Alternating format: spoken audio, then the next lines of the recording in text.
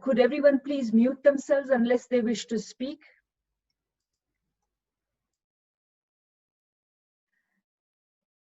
Okay. All right, so I think we should get started. It's 5 past and people will still be coming in little by little, but we should get going. So welcome everybody. My name is Radhika Desai. I'm speaking to you from Winnipeg, where I teach at the University of Manitoba, and I also am the president of the Society for Socialist Studies and will moderate today's discussion. I am being helped by Megan Aiken, who is our technical person. She will also be monitoring the chat. And she will also be essentially acting as bouncer for any untoward behavior. So, yes, so I think that we are about to get started on our the first of our many broadcasts that we hope to do on behalf of the Society for Socialist Studies, showcasing socialist scholarship, and in this instance, of course, addressing some very important political questions that we face. Before I introduce the topic and the speakers, let me just say a few words about the Society for Socialist Studies. We are a 50-year-old organization. We were started in 1968 by a group of left-wing activists, which included at the time the person who would become the leader of the NDP, Ed Broadbent, and many other people. And we have been going. We are largely a scholarly organization, but on and off we have also made attempts to link up with activists, and we are actually recharging those attempts now by creating chapters and affiliates. So we want to become a sort of Canada-wide network of socialist scholarship and socialist activism. We run a journal, which we are very proud of. Sandra Ryan is the journal editor, and she has over the years, and of course with previous journal editors as well, they have really built up an amazing institution on the left in Canada. We are open access, but we do not require payment. So we, on a volunteer basis, run an open access peer-reviewed scholarly journal, which showcases socialist scholarship. We also, of course, meet regularly at the Congress, which is the annual gathering of academics every year in one place, although, of course, this year it did not take place, and next year it will likely take place in a virtual format. So we bring scholars there. We give grants to graduate students to attend those conferences. We give a book prize for the best left book in Canada every year. And of course, we've just posted the announcement for the new book prize. It's called the Errol Sharp Book Prize. And Errol, I know you're somewhere, so thanks very much for attending.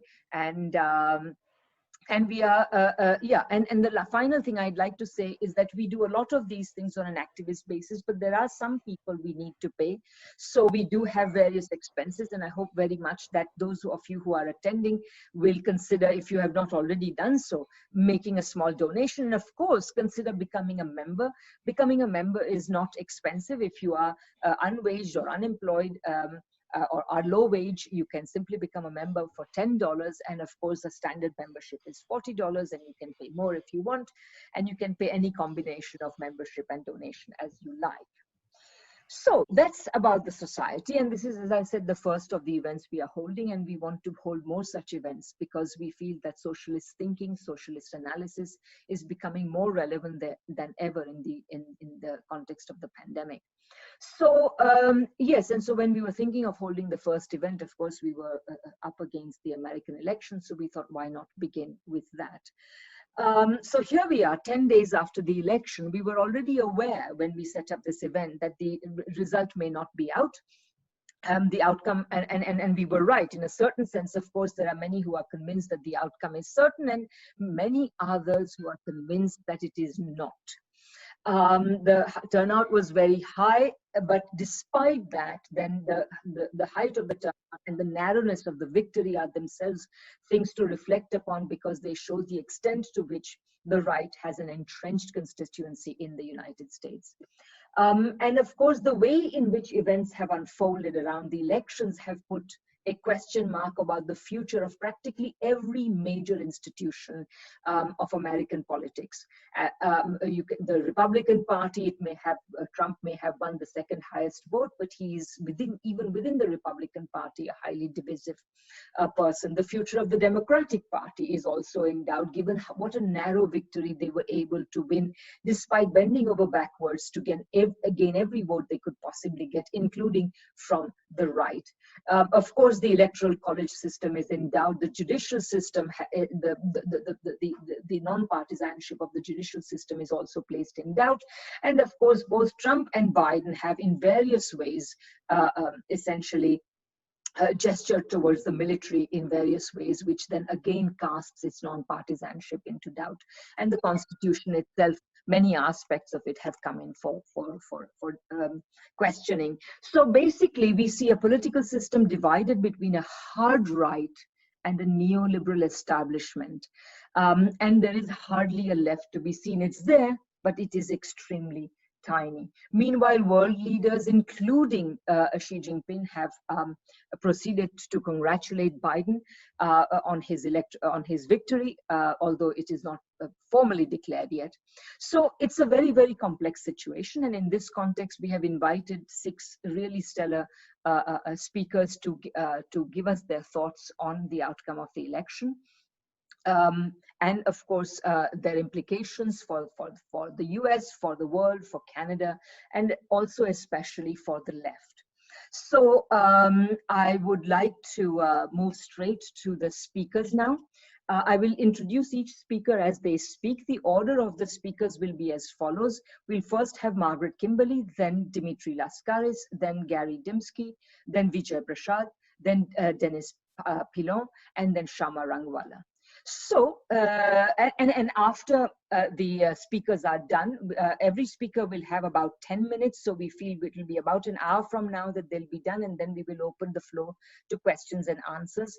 And I will give further instructions, but we simply request that you keep it brief. If you prefer to put your questions in the Q&A in the chat, then that's fine too, and Megan will be picking up your questions. Okay. So without further ado, let me introduce Margaret Kimberly. Margaret Kimberly is a senior editor of the extremely important left and Black activist journal website, Black Agenda Report. She is the author of Prejudential, Black America and the Presidents, and active in the leadership of the Black Alliance for Peace, as well as the United National Anti-War Coalition. So, Margaret, the floor is yours. Okay, thank you. Thank you so much, Radhika. Greetings, everyone. I first want to thank Radhika Desai and the Society for Socialist Studies for inviting me to participate today. This is a very important moment for us to mark, and it teaches us so many powerful lessons that we must heed. It's no exaggeration to say that the world stops when there is a United States presidential election.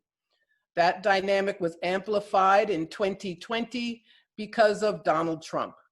Would he, the accidental president, a man who ran for office not intending to win, yet defeating the person favored and who very much wanted the job, managed to win re-election?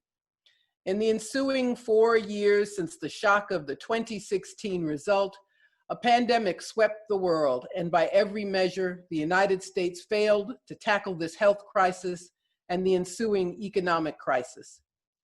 Now the dust has settled, Joe Biden is the winner, and millions of people are transfixed by the American horror show. I say horror show because while the US is a military superpower and its dollar is the world's reserve currency, this hegemon also, also has high rates of unemployment, low incomes for those who are employed, and a healthcare system that is the world's most expensive, but that produces mediocre outcomes. It is a country with a divided government. The incoming president will control only one house of Congress, the one which is less important, by the way. He is compromised, all presidents are, by the corporate donors who determine who can and cannot run for office. These forces represent interests that are antithetical to those of the people who took great pains to vote for Biden in 2020. Of course, Americans are urged to vote while also being told that they shouldn't expect to get what they want because everything they really need is unrealistic and impossible to get. That is why people who think of themselves as being on the left are pushed into voting for what is commonly called the lesser evil. Anyone who wants to see the government work on behalf of the people is either perennially disappointed, knowingly makes a soul-crushing compromise, or tells lies about pushing neoliberals left or holding their feet to an imaginary fire. In the election aftermath, which brought record numbers of people to vote, we were immediately told that progressive members of Congress were to blame for losses of seats in the House of Representatives. In fact, those members who supported measures such as Medicare for All, the latest attempt to give America a free universal healthcare system, all won their seats. But the establishment and the corporate media do everything in their power to delegitimize what supermajorities of people want. Even in Florida, a state that again supported Trump, voters also passed a measure significantly raising their minimum wage. Most analysis of what passes for the left is biased. It's propaganda created by the Democratic Party establishment and their friends among the liberal elite who do their best to convince people they shouldn't want what they want and let them know that the system is putting a brake on whatever they expect their government to do. The dynamic is even more pronounced in the realm of foreign policy. Even people who advocate for universal health care and increased minimum wages and relief from student loan debt are either unaware of foreign policy, think it is unworthy of their advocacy, or even believe what they are told about America's role in the world. Just yesterday, the New York Times compared Trump's refusal to concede with Nicolas Maduro's fight to stay in office after the US coup attempt. Maduro was described as a despot who lost an election. Of course, we know he won, and Robert Mugabe was thrown in as a point of comparison too. New York Times readers who loathe Trump are nevertheless ready to believe what their newspaper Bible tells them about the rest of the world. Those of us who oppose US wars, coups, sanctions, and other forms of intervention are fighting on many fronts. Too many people are prepared to believe anything they are told about supposedly humanitarian interventions, especially if organizations like Human Rights Watch or Amnesty International weigh in on the side of the government, and they usually do. Unlike with domestic policy, it is nearly impossible to see our narratives appear anywhere in print or broadcast media. When progressive Congresswoman Alexandra Ocasio-Cortez was asked about the US coup attempt in Venezuela, she demurred, saying that she would take her lead from the party caucus leadership. Of course, they welcome Juan Guaido with open arms, so we actually do know where she stands. One must be familiar with independent media, such as Black Agenda Report, in order to find out that Russiagate has been debunked or that US-backed jihadists caused the destruction of Libya and the continued attack on Syria. Very few people know that sanctions deprive the targeted nation of the ability to conduct any financial transactions, and that in Venezuela, for example, 40,000 people have died because their government cannot access pharmaceuticals and medical equipment. The same is true for Iranians, Syrians, and anyone else unlucky enough to live in a country in the US crosshairs. Canada plays a role here too, with the Lima Group coming into existence as a result of US arm twisting and making their attacks on Cuba and Venezuela appear to be supported by every country in the region. Justin Trudeau was caught unawares on a hot mic making fun of Donald Trump in a conversation with Boris Johnson. Of course, Trudeau, Johnson, and the rest of NATO leadership do what Trump or any other American president tells them to do. It is appalling that Canada acted on US orders and made a dubious case for arresting Meng Wanzhou, CFO of Huawei. China retaliated by arresting Canadians, a response that anyone could have predicted. but such is the nature of so-called allies like Canada. They are in fact just vassal states, puppets of the US, who will welcome Juan Guaido or arrest Chinese business leaders or destroy Libya or seize Iranian oil tankers or raise their levels of defense spending because Trump bullies them into doing so. What I said about the American left obviously applies around the world. That is because there aren't many real leftists, and especially in the US, where politics moves ever rightward. People whose views make them centrist at best are thought of and think of themselves as being on the left. At bare minimum, leftists should seek socialist solutions to improve people's lives and refrain from interfering with the rights of sovereign nations and violating the human rights of people anywhere in the world. Our first job is to strictly define who we are and what we stand for. We cannot pursue policies that will benefit humanity if we allow people who act in opposition to us to make false claims of common cause. We do see reasons for optimism. This year, the United States was roiled by protests in the wake of the police murder of George Floyd. The protests were huge, took place all over the country, even in cities with small Black populations. The work of those under the Black Lives Matter umbrella was key, but so was the desire for change. Progressive people of all races were once again all dressed up with nowhere to go and easily made solidarity with one another. It is unfortunate, though, that this effort took place in an election year. As I have discussed, an election sucks all the air out of the room and the life out of political movements. These same people must organize themselves into a political force unconnected with electoral politics. This is what has always succeeded. Americans readily refer to the civil rights movement of the 1960s, but generally do so in a very shallow way. It must be remembered that the people of that era stayed in motion, regardless of what politicians wanted.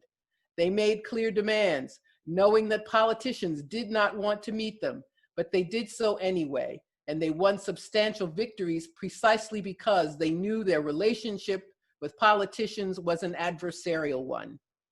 I cannot talk about the left around the world without mentioning Bolivia. 1 year ago, Evo Morales fled his country after being overwhelmingly re-elected president. A US-backed coup drove him from power and from his country. 1 year later, he has returned after continuous agitation, including a general strike, which forced the imperialist puppets out of the office they had stolen just 1 year earlier.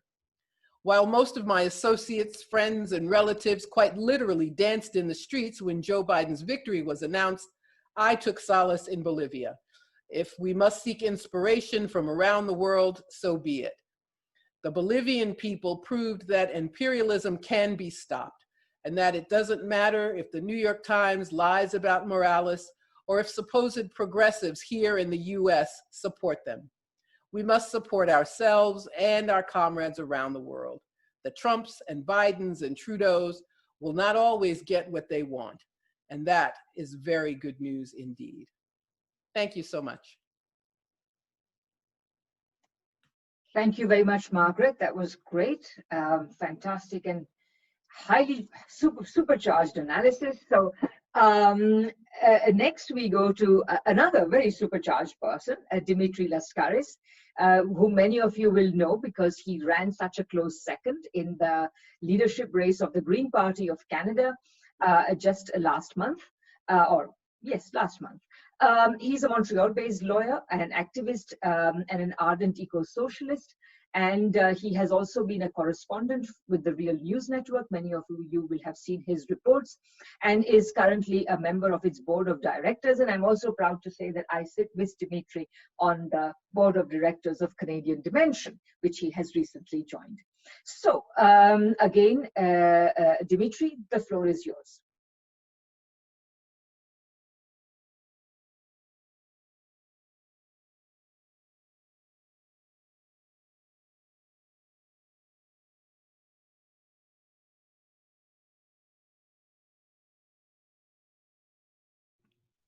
There we go. Thanks, Radhika. Good evening, everybody. First, I'd like to acknowledge that here in Montreal, or what we now call Montreal, I'm coming to you from the unceded territory of the Ganyangahaga people, who are the true custodians of this land on which I'm now privileged to work and live. I'd also like to acknowledge Radhika's enormous contribution to our campaign, our nearly successful campaign in the Green Party of Canada. She was the chair of our platform committee, one of the most extraordinary group of persons I've had the privilege to work with. And they put together a platform unlike any that Canadian politics has seen. And I think that that was really, more than anything, the reason why we came so close to winning in the face of quite fierce opposition from the corporate media and the political establishment. But that's a story for another day. So I'd like to start on a personal note in sort of explaining my perspective on the Biden victory. Much of this is recounted in a column that I just wrote for Canadian Dimension. It's called The King is Dead, Long Live the King. And I started my reflections on the Biden victory back in 2008, at which time I was a securities class actions lawyer in Canada. That was my overwhelming preoccupation, and I dealt primarily with securities fraud after having started my legal career at a Wall Street law firm by the name of Sullivan & Cromwell. Of the Foster Dulles fame, and it came to my attention that a very charismatic, eloquent, dignified young politician who seemed unsullied by the cesspool of Beltway politics by the name of Barack Obama was mounting a challenge to the presumptive favorite Hillary Clinton in the fight for the Democratic nomination. And as a securities class actions lawyer, I had the opportunity to see firsthand, even though I was in Canada, the scale and severity of the fraud that was wreaking havoc in the US and global financial systems at the time. And Mr. Obama spoke a language that very much appealed to me. And I was so moved by it that just one day I up and left my practice, informed my partners that I was going to go to the United States, to Indiana, where a primary, an important primary was about to occur, and volunteer for the Obama campaign. And I went down and I was immediately assigned upon my arrival in Indianapolis to canvass, to get out the vote in poor, predominantly African-American neighborhoods, which for me was a tremendous experience, a very enriching experience. And I remember how moved I was when Obama delivered a speech in Indianapolis on the eve of the Indiana primary, which he narrowly lost, but he nonetheless went on to win the nomination. And I returned to the United States still very much inspired by the young presidential candidate in Pittsburgh on the weekend before the election, and again volunteered for the Obama campaign and tried to help to get out the vote in predominantly African-American neighborhoods, quite poor in the Pittsburgh area. And on the night when Obama was elected, I actually shed tears of joy. I was so overwhelmed by this moment that I cried. I never had that experience before in a political contest. And I quickly realized within the space of several months that I had been duped. It didn't take long for me to come to that realization. It began with Obama's appointment of Eric Holder, a Wall Street lackey, to be the Attorney General of the United States. If anybody was singularly unfit to prosecute elite bankers for the fraud they had perpetrated on the American people, it was indeed Mr. Holder. And indeed, after 6 years of serving as US Attorney General, he had not sent one banker to jail for what was a fraud of epic proportions that caused untold suffering both in the United States and beyond its borders. Then came the CAS-led operation in Israel, which resulted in the killing of, I think, in the range of 330 Palestinian children. And Obama elected in December of 2008 to say nothing and sent out his aides to explain his silence on the basis that there was one president at a time. But in fact, only weeks earlier, he had spoken out quite vociferously in support of the taxpayer-funded bailout of Wall Street banks. And that struck me as an extraordinary hypocrisy. And then perhaps the thing that bothered me the most was that after acknowledging repeatedly during his presidential run that waterboarding was torture, anything that any decent, remotely objective human being could decide on his or her own, Obama decided immediately upon taking office to immunize these admitted torturers from any form of accountability, did not prosecute a single CIA torturer. And that was all I needed to know that I'd been duped.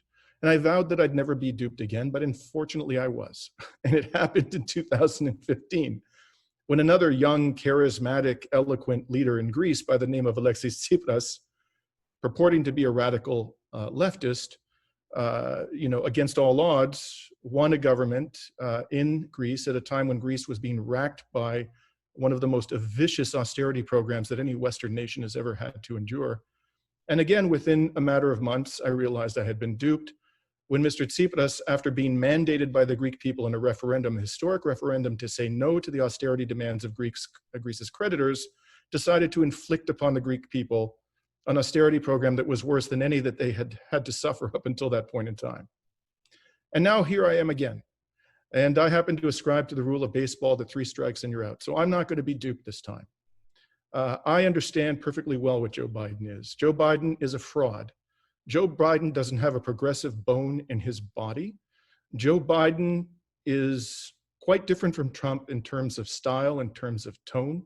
And to be fair to the man, there are some marginal substantive differences of which he will make a great deal in his efforts to convince Americans, and particularly the progressive base of the Democratic Party, that he is honoring their demands. But ultimately, he is as beholden to the plutocracy as Donald Trump is. He's just smarter than Donald Trump is. And so I'd like to spend some time explaining why I happen to hold that view. First of all, both Biden and Trump undoubtedly adhere to the notion of American exceptionalism and are fully committed to the project of American global hegemony. And in fact, in that regard, Biden could potentially be worse than Trump. Biden voted for the resolution that paved the way for the criminal war against Iraq, quite possibly the worst crime against humanity that we've witnessed in the post-World War II period, certainly one of the worst. Under Obama and Biden, the US military participated in the destruction of Libya, which now lies in smoking ruins. Under Obama and Biden, the US military and intelligence services embarked on a drone killing spree in which countless innocents died, prompting Dr. Cornel West and many others to rightly accuse the Obama administration of war crimes. Under Obama and Biden, the US military facilitated a genocidal war on Yemen, resulting in what is arguably the world's worst humanitarian crisis today. In one of the presidential debates, Biden embraced the unsubstantiated claim, the quite laughable claim of US intelligence that Iran was trying to interfere in the 2020 US election by obtaining voter registration information in Florida. And he vowed to make Iran pay a price, those are his words, after the Trump administration had inflicted upon the Iranian people a sanctions regime that has caused extraordinary suffering during the pandemic, as though they haven't paid enough of a price for the hegemonic aspirations of the US government. Under Trump, America's already stratospheric levels of military spending rose year after year, and Biden, rather than talk about scaling back America's military spending, which is a multiple of the military spending of Russia and China combined, has said quite clearly to the press that he does not anticipate any reductions in US military spending, may actually increase US military spending. And in fact, 2 days ago, the defense giant BAE Systems increased its profit forecast after saying that Joe Biden's victory will not dent its US weapons sales. Of the 23 people who comprise Biden's Department of Defense agency review team, 8 of them, or just over a third, list their most recent employment as organizations, think tanks, or companies that either directly receive money from the weapons industry or are part of this industry. On nuclear weapons, the Obama-Biden administration initiated a $1 trillion nuclear modernization program that expanded to involve not just improving a few old warheads, but the development and upgrading of a vast array of new weapons, prompting the Bulletin of Atomic Scientists to move its doomsday clock to closer to midnight than at any point in time since the Cuban Missile Crisis. And this expansion program, this $1 trillion expansion program, flagrantly violates the Nuclear Non-Proliferation Treaty, which imposes on nuclear armed states like the United States an obligation to work towards disarmament. The Obama-Biden administration awarded to the apartheid state of Israel the largest package of US military aid in history. Biden, who calls the war criminal Netanyahu a friend, has stated that he does not plan to return the US embassy to Tel Aviv from Jerusalem, and does not plan to reverse the Trump administration's recognition of Israel's illegal annexation of the Syrian Golan Heights, which is a war crime and a flagrant violation of the Fourth Geneva Convention. On the environment, Biden repeatedly vowed during the campaign not to ban fracking, which has resulted in the US becoming the world's largest producer of oil at a time when all of humanity is confronted by an existential climate crisis. Biden stated clearly that he opposes the Green New Deal. Now, everybody's making a big deal out of the fact that Biden, by means of an executive order, may very well bring the United States back into the Paris Climate Accord. But as I reported from Paris in December 2015 for the Real News, the Paris Climate Accord is a toothless climate agreement that is not nearly up to the task of ensuring meaningful action to resolve the climate crisis. It does not impose upon states enforceable obligations to adopt and implement the kind of emission reduction targets that we need to see them pursue in order to avoid a climate catastrophe. And so even if he does carry through with his stated commitment to bring the US back into the Paris Climate Accord, at the end of the day, that is not even remotely an assurance that the US will behave responsibly when it comes to the climate crisis. And his repeated commitment to preserving the fracking industry suggests that, in fact, that's not what Joe Biden is going to do. On domestic issues, both Biden and Trump oppose Medicare for all, despite the fact that polls have shown repeatedly overwhelming support, even majority support amongst Republican supporters for Medicare for all. A recent exit poll by Fox News, of all media organizations, showed that 72% of Americans support government-controlled health insurance. Now, 500,000 families or more in the United States every year declare bankruptcy because of health issues and medical bills. There are nearly 250,000 people in the United States, one of the wealthiest, if not the wealthiest country in the world, who have died during the current pandemic. And undoubtedly that is due in significant part, if not primarily, to the absence of what Fox News calls government-run healthcare, universal healthcare that is free and available to all citizens. And yet, Joe Biden, the supposed progressive behavior, has repeatedly stated that he opposes Medicare for all. Joe Biden and Obama signed off on an $858 billion tax cut in 2010. It extended the Bush tax cuts through 2012. It cut payroll taxes by 2 percentage points. It also included $58 billion in industry-specific tax cuts. In 2009, $288 billion were cut as part of the American Recovery and Reinvestment Act. And in 2013, Obama approved the permanent extension of the Bush tax cuts for those below a certain income level. Yeah, could you please wrap up soon, Dimitri? Sure. And then, you can look at his agriculture sector, the person who's the front runner for his agricultural secretary, Heidi Heitkamp, who was in 2016 Donald Trump's top choice for that position.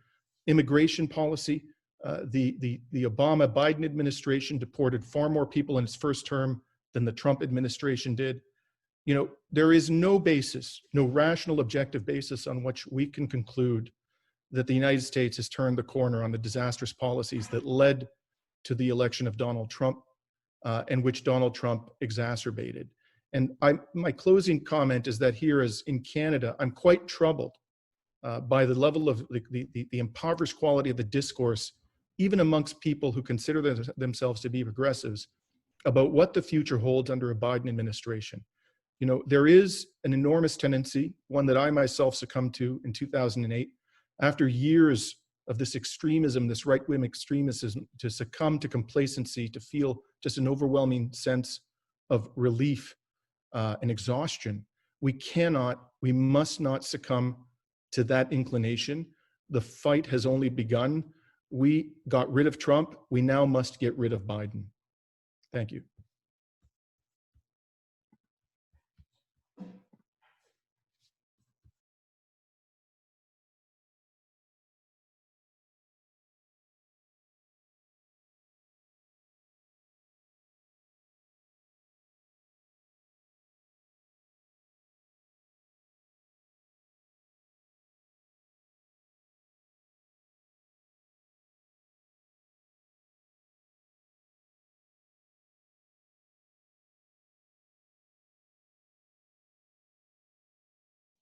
sorry, I have to start all over again because I started speaking. Okay, so thank you, Dimitri, very much for a really energizing talk, very granular. Thank you.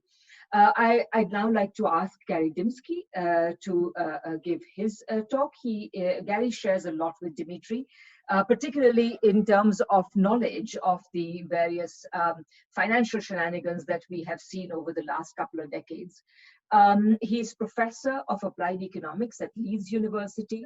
He's born and raised in the United States, but he has taught at Leeds, he has taught at Leeds since 2012. His very extensive research covers US politics and policy, including the political economy of race. And I should say I'm particularly thankful to Gary because he's speaking to us right now from London, where it is nearly 12 midnight, I think. So thanks for staying up for us, Gary, and the floor is yours. And I have to unmute you, yes. Yes, good. Okay, thank you. I've got some images if you'd like to share a screen, if that's all right. Megan, would you make Gary co-host? Yeah, just a second. Yeah. They'll be worth the ride. Are you able to screen share now? I am, I believe, and I think we'll do this one. Perfect. And let's do this one. Can people see this? Mm-hmm. All right, let's get it right and let's do it. Okay, so 4 reflections, and we're going to just go through. I suspected that we were going to have really rich discussions, and so I'm going to just pick out 4 different aspects of this election and what it means. The first is that you notice that there was a kind of euphoric sense of unreality that's been true about the financial markets for a long time. And it's been quite interesting because the markets were initially rocked by COVID, but since then they've recovered, and actually we've seen a lot of volatility trading around this wandering mean. That what has been called sometimes riding the bubble, especially as reserves have been unleashed into the markets. So, we see the banks worrying about can they handle the credit risk and so on. Well, but these are crocodile tears because, of course, they probably can. What we see here is, first of all, this is one of the measures. It's a measure of sort of risk, perceived risk. And you can see that in the 10-year view here, or 5-year view, that basically COVID initially causes this spike in risk, but that's calmed down. And in fact, if we go further and look at more like the 10-year view, we can see that compared to what we had at the height of the subprime crisis and so on, well, the markets are doing quite fine. They're not seeing much more risk than they've been used to. And in fact, if we look at, say, the Standard & Poor's 500 as one measure of stock market index, there was this, again, looking at the COVID, we see this initial decline, steep decline, apparently causing trouble for Mr. Trump, but then actually quite a good recovery. And in fact, if we look at the longer term trajectory, the 10-year view, you can see that the markets have basically separated themselves from everything else going on in global capitalism. And this has a lot to do in the Trump years with the fact that Trump indeed took the opportunity to, as the Washington Post here said in 2017, put the wolves in charge of the economy. And I'll just mention 3 of the bad guys here. Steve Mnuchin is somebody that basically was a guilty party in buying a couple of failed California banks and using them to drive and to profit from the subprime crisis, just saying. And then, of course, we had the odious Wilbur Ross, who's a financial speculator for many years. And then we would also just note that Gary Cohn, another Goldman Sachs alumnus, actually sort of showed up as the kind of responsible party, but he was spooked out of the Trump cabinet all too quickly. And second kind of observation is that there was this recent book, Trade War is Class War.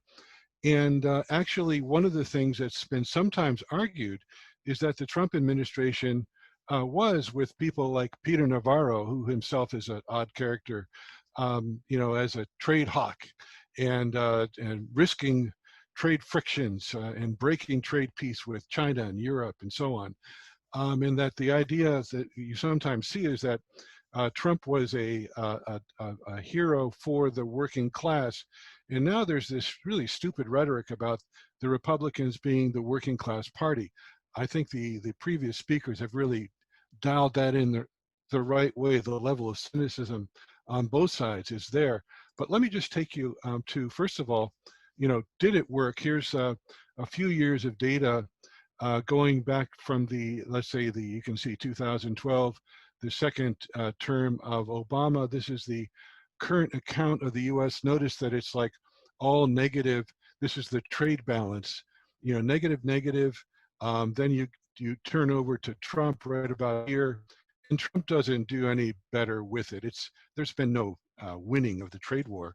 And of course, recently, the fragility of US manufacturing is really seen. And here, actually, just a couple of pictures.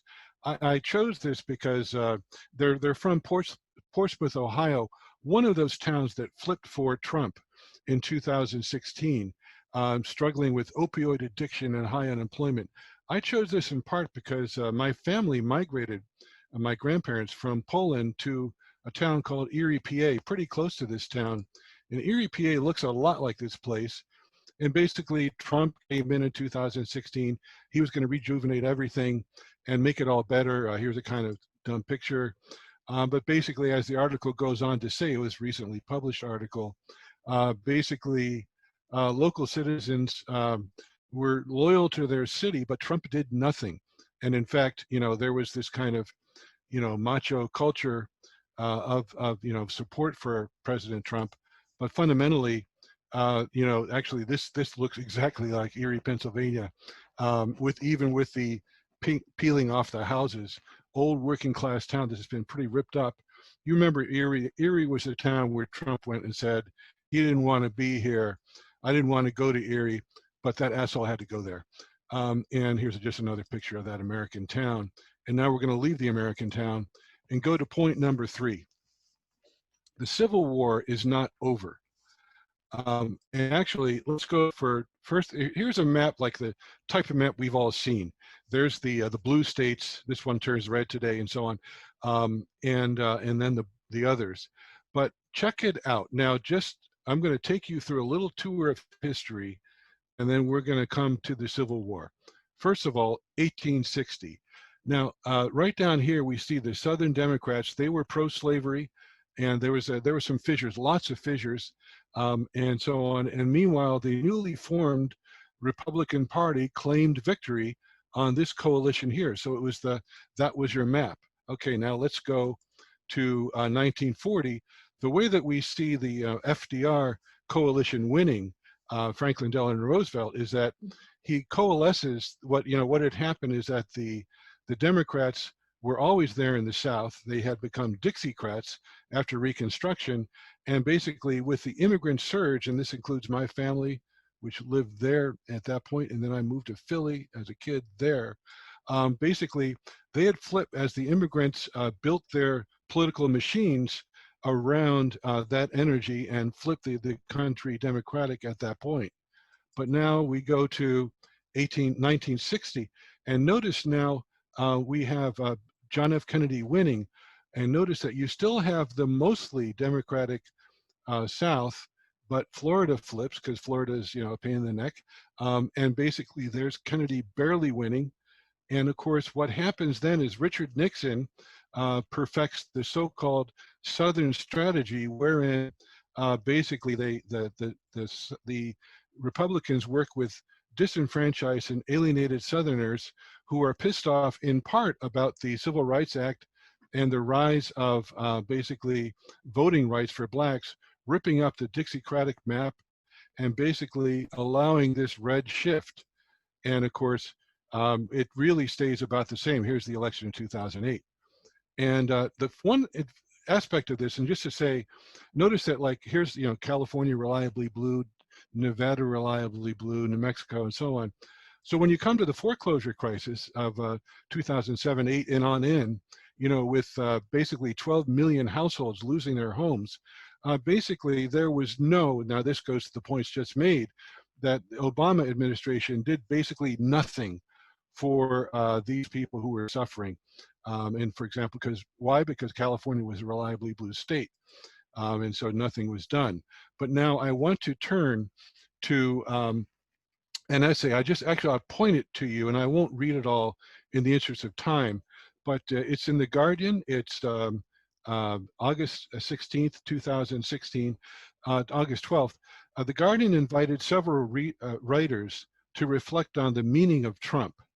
And this Richard Ford, an American novelist, grew up in Mississippi, and he recounts here, and again, I apologize for abusing your eyes. He recounts here that he'd grown up thinking that the Civil War was dead.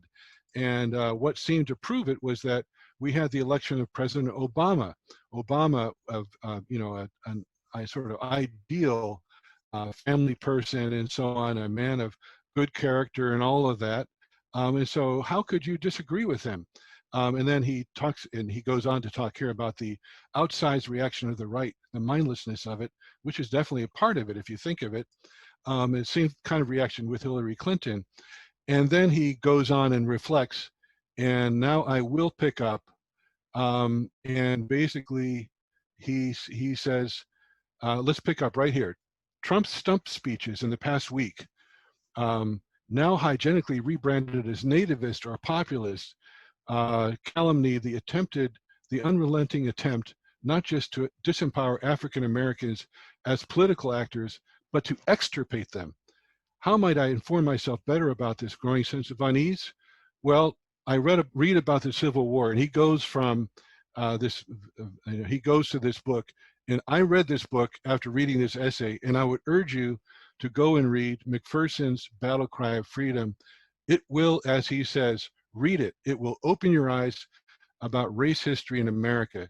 It will shock you for what it tells you about politics in America today, and it will open your eyes about Donald J. Trump and what we all have to fear from him. And, you know,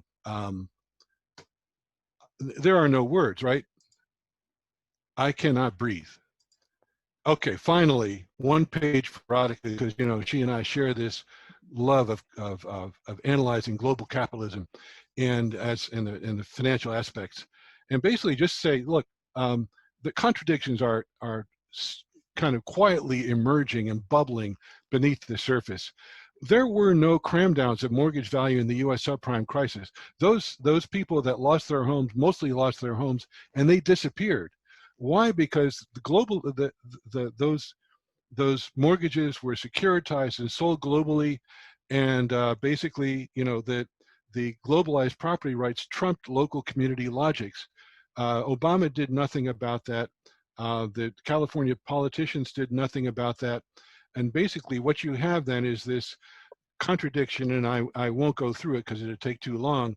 You got the American dream, homeownership, versus rising property values that become out of sight, declining real wages, and, you know, that are opposed to the interests of the global property owning, tax evading elite. Now, this is a story, that's the story, right, in Buying Time, Wolfgang Streeck. But then we can go to Jürgen Habermas, George Lucas, Antonio Gramsci. There's a line that talks about the minds and hearts of people and reflect on that link between agency and material reality and prediction and capitalism. And we can remember Gramsci's well-known expression, the old order is dead, the new order cannot yet be born. In the interregnum, all manner of morbid things occur. All right, thank you for your attention, and back to you, Radhika. Great, thank you. I guess you have to stop sharing your screen. Perfect. There we go. Wonderful. So thanks, Gary. That was a really good historical account. And I think reminding us of the intersection of finance, race, and American history. Okay, so next on my list is Vijay Prashad. I think I should say Vijay is, of all the people on this list, I should say he needs no introduction, but I will give him one anyway. He's an Indian historian, editor, and journalist. He's the author of Red Star Over the Third World and the chief editor now of Leftward Books, which is a radical publisher based in India. His latest book is Washington Bullets, which has an introduction by Evo Morales. Yeah, Vijay is involved in all sorts of left-wing causes around the world. So let me find you, Vijay, and I will unmute you. Unmute. Okay, that works. Yeah, please, Vijay, okay, go ahead. That's great. Let me start a timer so I don't go on for Castro length, which you will not like, Radhika. But this is the Society for Socialist Studies, and socialists don't understand 10 minutes, Radhika. We have to develop our points dialectically. How can we do that in 10 minutes? Well, just develop 2 of them rather than all 100. This form is objectionable. M.N. Roy at the Comintern meetings used to use his 5 minutes to attack the Comintern, saying, you always allow the colonial question to only be debated in 5 minutes. I'll use my time to attack the 5 minutes. And then he would attack the 5 minutes. And Zinoviev sitting up there would bang his gavel and say, get to the point. Anyway, it's great to be here in Canada, that wonderful country that people in the United States think is so liberal. And I hope to get back to that in a minute. I'm just going to make, as Radhika said, 2 points because it's 10 minutes, and here are the 2 points. The first point, I want to come in directly to this framing of Trump as an isolationist and Biden as a multilateralist or a globalist or an internationalist. I think this framing is itself deeply ideological, and it's something that will be very deceptive and has been very deceptive. In 2017, Trump, to great glee, authorized the dropping of a giant bomb, so-called mother of all bombs, on Nangarhar in 2017 on the Afghanistan-Pakistan border. It was a disgusting spectacle. Everybody in the United States apparatus cheered this as a great technological feat. A journalist friend of mine not allowed to go to the area. In fact, still very hard to go and verify what happened there. They said, oh, we dropped a bomb on an Islamic State cave complex, and because of the way racism functions, everybody believes, well, you know, surely it must be an Islamic State cave complex. The ordinary people just don't live in that region. All of them are, you know, targets for either assassination or pickup to bring them to Guantanamo or wherever. And again, Canada holds hands with the United States in all of these adventures. So let's not feel smug about having a Canadian passport, at least for the next 9 minutes. So that was the beginning of Trump's presidency. But let's take a quick look at 3 other arenas of Trump's, march around the world. Firstly, he deepens the sanctions policy against Venezuela, Cuba, Nicaragua. His great pal, John Bolton, comes in there with this crusade against communism, which was perhaps targeted towards bringing in massive votes in Florida, perhaps. But also these people do have this anti-communist streak. They are ideological. It's not merely about getting votes in Miami-Dade County and so on. These people have this ideological, sensibility. And they totally tried to strangle Venezuela. Never understood how he's America first with that policy there. Secondly, taking orders and in alliance with the government of Israel, they essentially wanted to annihilate the Palestinian project and deepen sanctions against Iran, including during the pandemic. Didn't see any America first there. I didn't see any isolationism. In fact, quite the opposite. The United States signing a blank check to Benjamin Netanyahu's government, essentially to do whatever they want, annex the West Bank, annex East Jerusalem, continue pummeling Gaza, and so on. A spectacle that is worthy of a lot of commentary because it gets forgotten. That this is what is being done to the Palestinian people and to the Palestinian project. But also this pressure on Iran deepened hateful pressure by the Trump administration. Number three, the attack on China. I'll come back to that in some detail in a few minutes, but just to say immediately, it's not that the United States went alone against China. There was a trade war prosecuted, but it's extraordinarily West-centric to see US policy against China as somehow Trump going it alone. Because after all, he did create an alliance system. It just didn't include the Europeans. It was an alliance system that included Australia, Japan, and India. It's known as the Quadrilateral Security Dialogue, a considerable alliance knit together by Trump to take on China. There is no way to understand Trump as an isolationist, somebody from the John Birch Society. I've never understood how this is something that passes muster. Well, it passes muster ideologically because the Democrats have wanted to say that he is an isolationist, out of touch, etc., and that the Democrats are the multilateralists and so on. Quite wrong, actually, that view. And let's switch now to Biden. I'm going as quickly as possible. This train can go fast from Siberia all the way to Berlin. Biden, multilateralist, well, maybe of a sort. Now remember, the anti-China project, the deepening of the anti-China project begins under Obama and the pivot to Asia. Obama also attempts an Asian alliance system, but not so much, not so successful. It's after all, under Obama that the Quadrilateral Security Dialogue is constructed.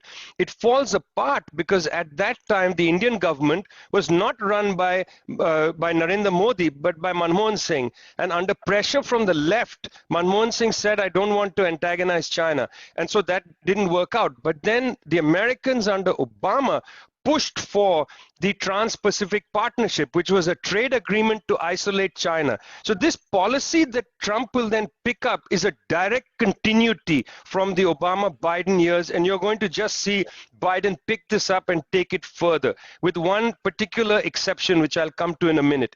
Secondly, it was Obama and Biden that deepened the sanctions policy, illegal, unilateral, criminal sanctions policy against Venezuela.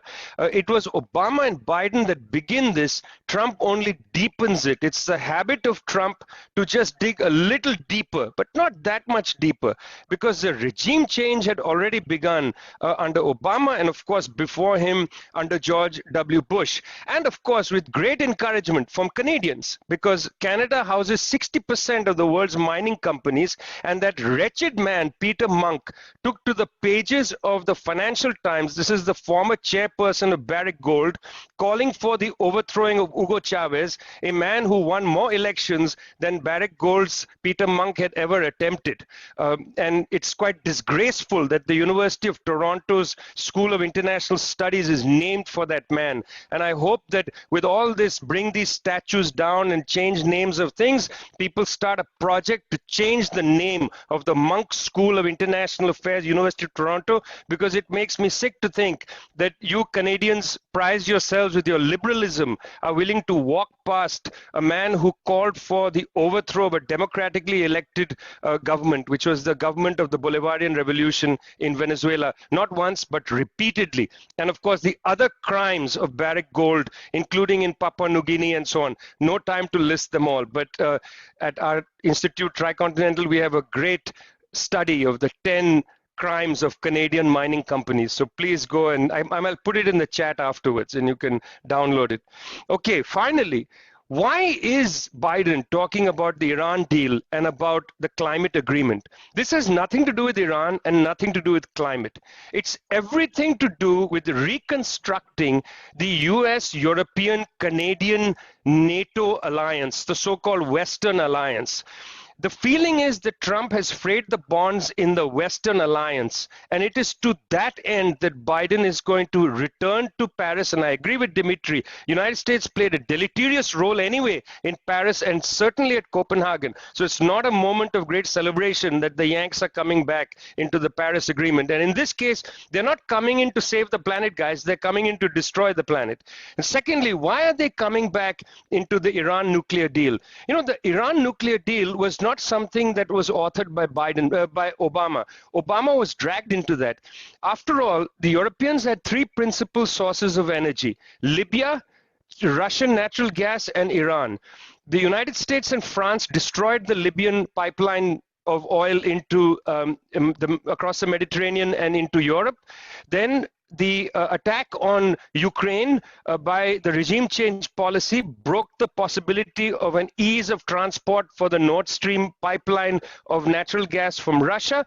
And finally, the attack on Iran made it hard. So the Europeans were desperate to get Iranian energy back online. And after 2014, which is when the Russian natural gas seemed not possible in the short term, in 2015, they signed that Iran deal. This is outreach to the Europeans to recreate the Western alliance to dominate the world. Hardly a reason to be very happy.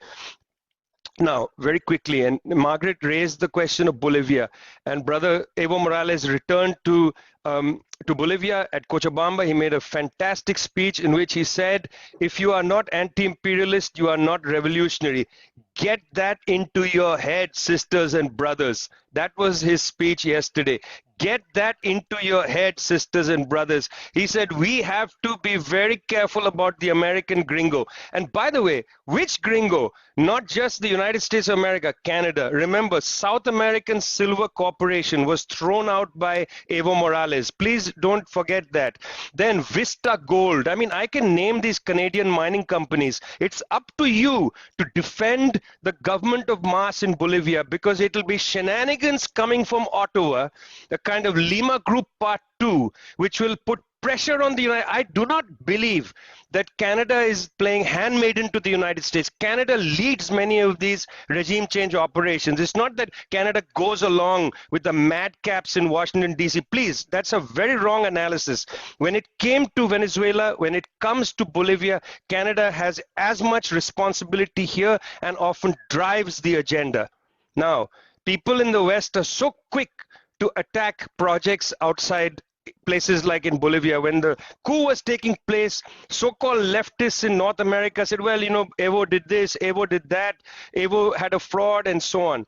It is to your shame that you are not running to defend the revolution of the Mas, 14-year revolution. It is to your shame. When the Italian communists went to meet Ho Chi Minh in 1965, they asked Ho Chi Minh, what do we do? How do we help you? And Ho Chi Minh's answer was clear, crystal clear, as Ho Chi Minh is always crystal clear. Ho Chi Minh said to the Italian communists, he said, go home and make your revolution. And I want to say to you in Canada, make your revolution in Canada. If you are going to offer criticism of revolutionary projects elsewhere, offer criticism alongside the revolution. Don't stand apart and be so pure that you claim to know all the answers to everything. You know the answers to nothing, because you live in a dispensation which is overthrowing governments around the world in order to protect the mining advantages of your own government. Be careful how you talk. Speak in solidarity. Make your own revolution. Thanks a lot. Thanks very much, Vijay. I have a feeling that every time we feel we are ready and feeling particularly masochistic, we have to bring you back to give us another lashing and get us back on the right track. Thank you very much. I think there's a lot to reflect on there, and I think what you are saying is absolutely a message that needs to be heard.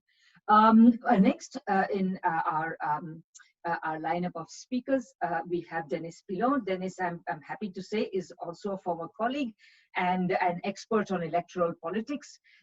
He's an associate professor at the Department of Politics at York University, and a gay and Métis scholar, and as I say, specializing in electoral politics, the media, and Canadian politics. So, Denis, I will unmute you in a second. Here you are, unmute, and the floor is yours. All right. Looks like I'm unmuted. Thank you. Well, let me thank Radhika for inviting me to participate in this, and thanks to all of you for coming. I see some people that I know. It's nice to see people from across the country and around the world. I'm going to focus my comments on some of the electoral aspects and dive into the weeds here. My own research is what I kind of call critical election studies. And so I'm really interested in the way in which we can interrogate, some of the institutions and structures to see where they come from, why they work the way they do, and gain maybe a better understanding of how we can fight the fights that we think need to be fought. And I think the American election has obviously lessons for America, but it has lessons for everyone else too. And so it'd be helpful to kind of separate out some of those things. So to start, I guess, where I would start is with election administration. And one thing that people need to understand in trying to take apart the American election is that America is quite unique in its election administration. No other Western industrialized country has the kind of decentralized election administration that America does. And that is profoundly political. Basically, America develops on a different track. Other countries see a kind of nationalization of politics, mostly pushed by the left. And when I say pushed, I don't mean that the left necessarily authored it, but the actions of the left moved other elites to want to nationalize those rules and systematize them. But in America, because the left was never able to make the same kind of breakthrough at the national level, we don't see the same kind of centralization of election administration. And so that's led to some of the debacles that we have seen, the butterfly ballot in 2000. And it's why, the battle across the country can be so different, from Pennsylvania to Arizona to Florida, etc. So that's something I think people need to keep in mind, is that America is quite exceptional in terms of its election administration. Now, in other ways, America is not that acceptable. Voter turnout. America's voter turnout historically has been lower than other Western industrialized countries, but now all countries have become somewhat Americanized in terms of a dramatic decline, specifically in working class voting. A lot of the political scientists will tell you that it's youth, but frankly, they're not asking the right questions. When we break these things down, what we discover is that the dramatic change in voter turnout from, say, the 50s and 60s to today has everything to do with the erasure of working class participation. Funny enough, when you look at youth, we've actually improved voter turnout amongst youth who attend college and university. And so research shows that group, people have been very successful at bringing them out to vote. The problem is the gains in middle class, college educated kids have been erased by the loss of working class youth. And so that is, I think, an important detail that we need to factor into our analysis.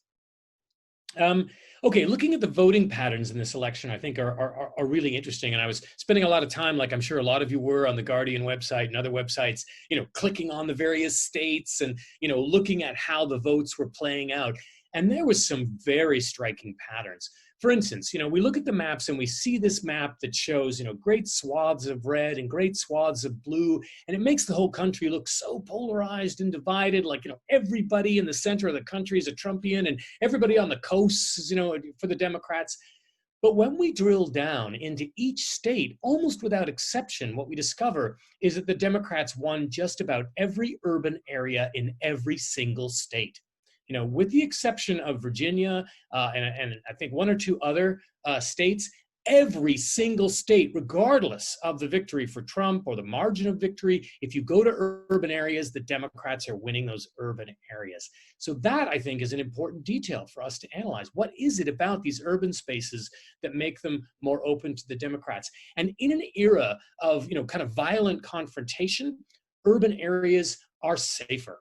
It is easier for people to disagree in urban areas. It's easier for people to organize. It's why left-wing movements traditionally emerge in left-wing areas, in urban spaces, precisely because it's a space where the workers can get away from the supervision of the boss in a way that is much harder in rural areas. In rural areas, these conventional parties as patronage machines can dominate civil society much more easily and make it much harder for counter-hegemonic political mobilization to emerge.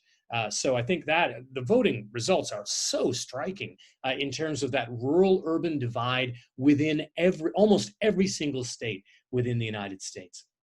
What about the voting results themselves? Well, I think there's some interesting, encouraging results. Obviously, we saw some fairly progressive Democrats, the four radicals that everybody talks about, got reelected, which suggests that politicians running on a broadly social democrat, not even a terribly radical, set of objectives, but social democratic objectives, have an audience in the United States. And so it's not that the voters are necessarily uninterested in these views, but again, the institutional manifestation of politics, the way that people are forced to compete, the game space, the rules of the game are a very important part of the story. And of course, that's political as well. The rules and the game space are profoundly political. They've been shaped by political struggle, and they are held in place by political struggle. So I think that's something important for us to recognize. So really, one of the challenges in the American political system is the blockage. We hear a lot about American exceptionalism, like Americans are somehow culturally different than other Western countries. And of course they are. I mean, all countries in some ways are different, but not totally different. I mean, if we look back in history, we see Americans responding to historic events in ways that are similar to other countries. We see general strikes emerging in the United States after World War I. We see an organized union movement in the 1930s.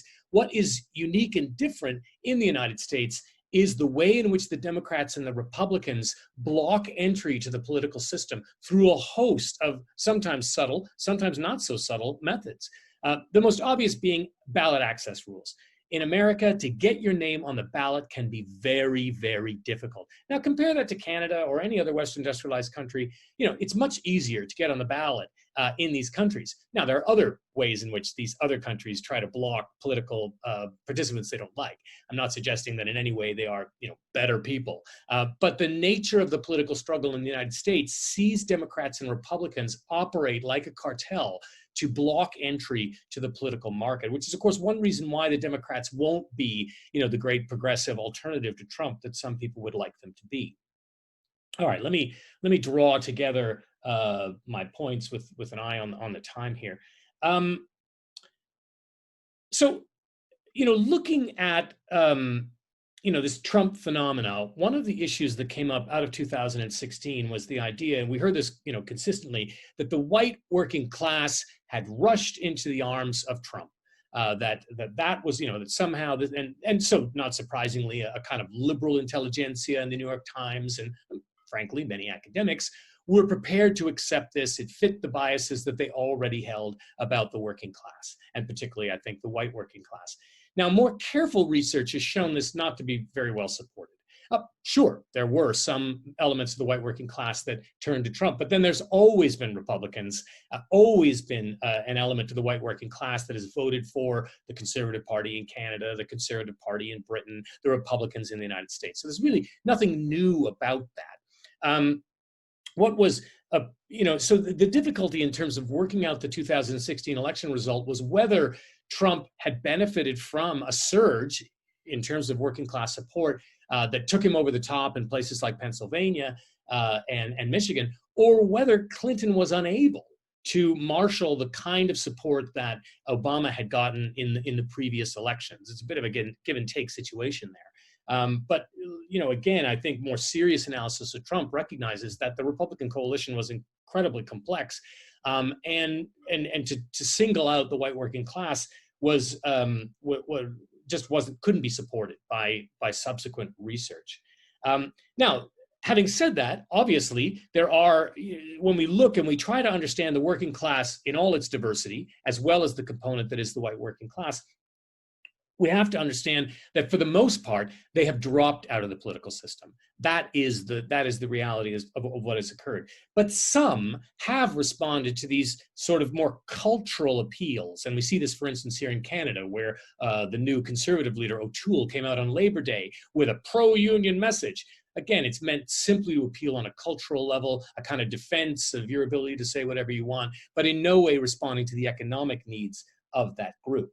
So, yeah, I mean, I can wrap up my points there by suggesting that I do think that if we take the institutions of American political processes seriously, we can learn something. I think that there are some distinctive trends coming out of this election. I think that we can make mistakes if we draw the wrong conclusions from the election, for instance, buying into the kind of division that looks at the map and sees blue and red, and instead pays much more closer attention to the urban and rural divisions. I think if we pay attention to those kinds of things, we might be able to come up with strategies to respond to it. Thank you. Great, thanks, Denis. Again, a really informative and thought-provoking. One hopes that, in fact, the working class is indeed much freer of Trump than we had feared in the past.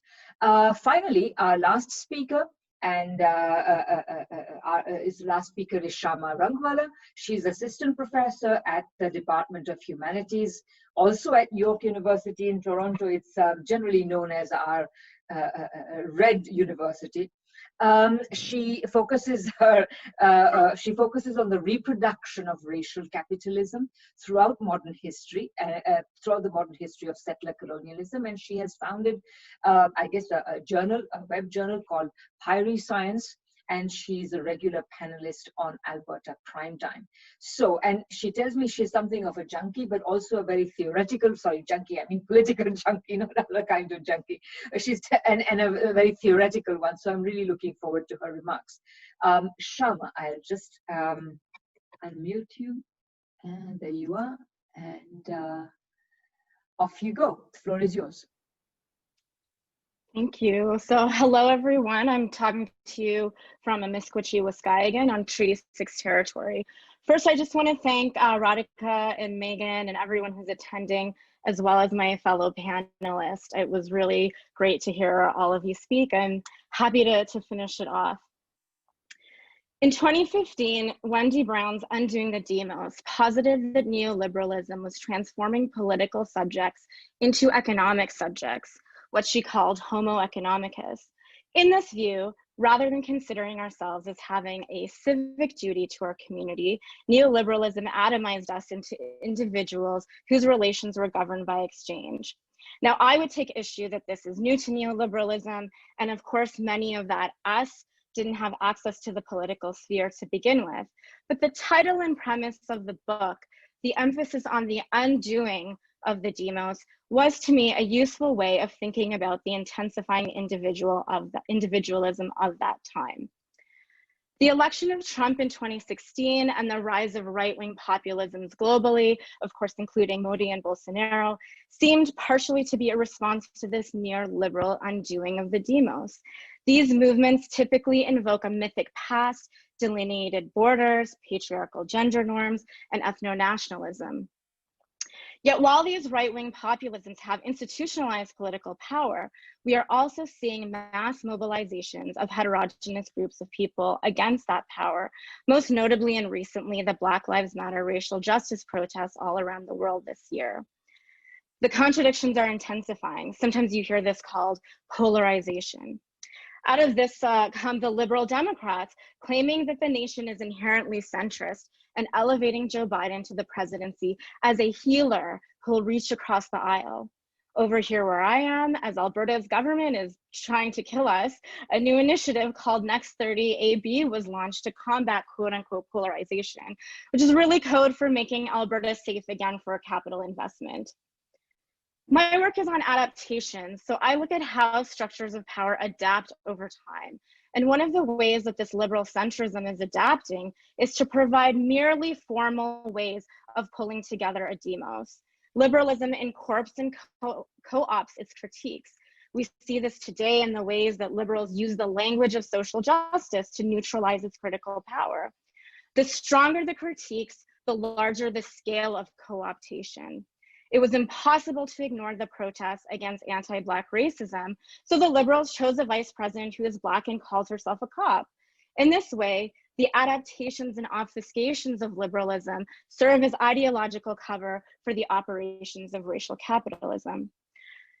So today we're here to talk about the election, and I want to talk about electoral politics in relation to the formation of demos. How do electoral politics give people a sense of collectivity? What are the limits of that? What is that formal sense of belonging actually obfuscating? What is it a substitute for?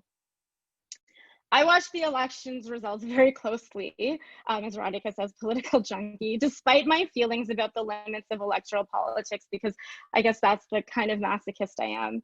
I resisted making predictions, but I was actually surprised at how well Biden did in the votes, considering the weakness of the candidate and, of course, voter suppression. The vote count is such that there is no way for Trump to reasonably contest them on those grounds. The media and liberal establishment were so scared of a stolen election. And one thing that really struck me this election, this time around, was the spectacle of the vote counting. The counters were surveilled the whole time. It was on TV. They're talking about handwriting experts examining every mail-in ballot against 3 other signatures of the same person. The mechanism of the electoral process was made visible, made spectacle, so people could feel secure in the quote-unquote legitimacy of the result. Some people are relieved about this, but I want to highlight how this comfort is a trap. The electoral process itself has so many little mechanisms and scales to it, and it's so tightly regulated. This is one reason it's easy to do voter suppression, actually, because they can say, let's just add another layer on top of the regulations. But I would argue the reason the process itself seems so strong is because it's actually a fetish that obfuscates the actual exclusionary structure of US non-democracy. The idea is, look at this intricate and spectacular process, so you don't think about how you can't have democracy with capitalism. There's no power to the people when you need people to be impoverished and unemployed to keep capitalism going. So the thing that saved us from fascism, the electoral process, is a hyper-visible fetish that serves to cover the foundational necropolitics of the US Constitution. And I mean that word constitution both as the document of exclusionary freedom and the actual construction of the racial capitalist state. Biden and Harris, of course, serve this obfuscatory function too. People felt like they were part of a demos, exercising some power as a collective by voting. Voting shows that people have a thirst for collective action, for feeling like they're part of a collective. You know, they even had their stickers to mark them as part of that group. The desire to be part of a demos is so strong. I saw my Indian mother tear up seeing Kamala Devi Harris speak about her Indian mother. This form of representation provides an affect of belonging. It's so powerful in a way we cannot deny, and so void of any meaningful content. It's like putting Harriet Tubman on US currency. It doesn't matter if Trump's coup works or not, as he's given people a sense of belonging. He has stitched together his own demos against the perceived elites. They have their own representational politics, seeing their rich white patriarch in power. The task of the left, in my opinion, is to reveal the fetish of both electoral and representational politics as the illusion that it is, and build a demos that is not built on the merely formal but empty parameters of liberalism or the exclusions of fascism. This means building solidarities across differences, not erasing those differences under abstractions of nations or the checklists of liberalism, or segregating them in the exclusions of fascism.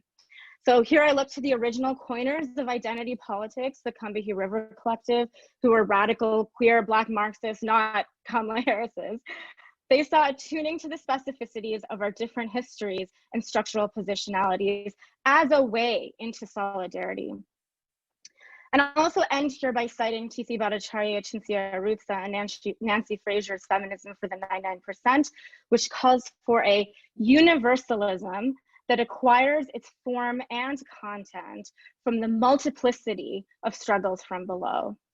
This collectivity is only possible if we reject the flattening of structural differences and dismantle the fetishes of both liberalism and fascism by revealing the specific structural conditions of racial capitalism that undergird our common international struggle. Thank you. Well, that's great, Sharma. Thank you very much. Very enlightening. And I'm going to now, and I also like to thank all the speakers. I think we've had a fantastic panel, and I would like to now move to questions and answers. So just a few instructions. You can use, if you go to the participants section of your screen, at the bottom you will find an option to raise hand. You can use that because since there are too many of us, I cannot see everybody. So if you just physically raise your hand like this, I may or may not see you. So please use that raise hand function as you go along. And as you are asking your questions, please be brief. You can ask questions to either the entire panel or to one of the speakers. It's your choice. And depending on how many questions we have, I may either ask for the speakers to address each individual question, or I may bunch up questions as we go along. So please feel free to raise questions.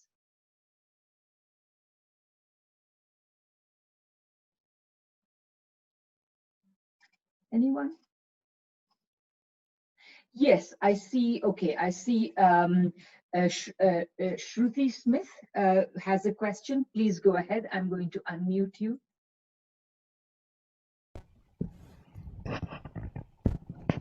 Can you hear me? Yes. Yes, yeah, great talk. I really enjoyed it. I'm in Newcastle in the UK, so great evening so far.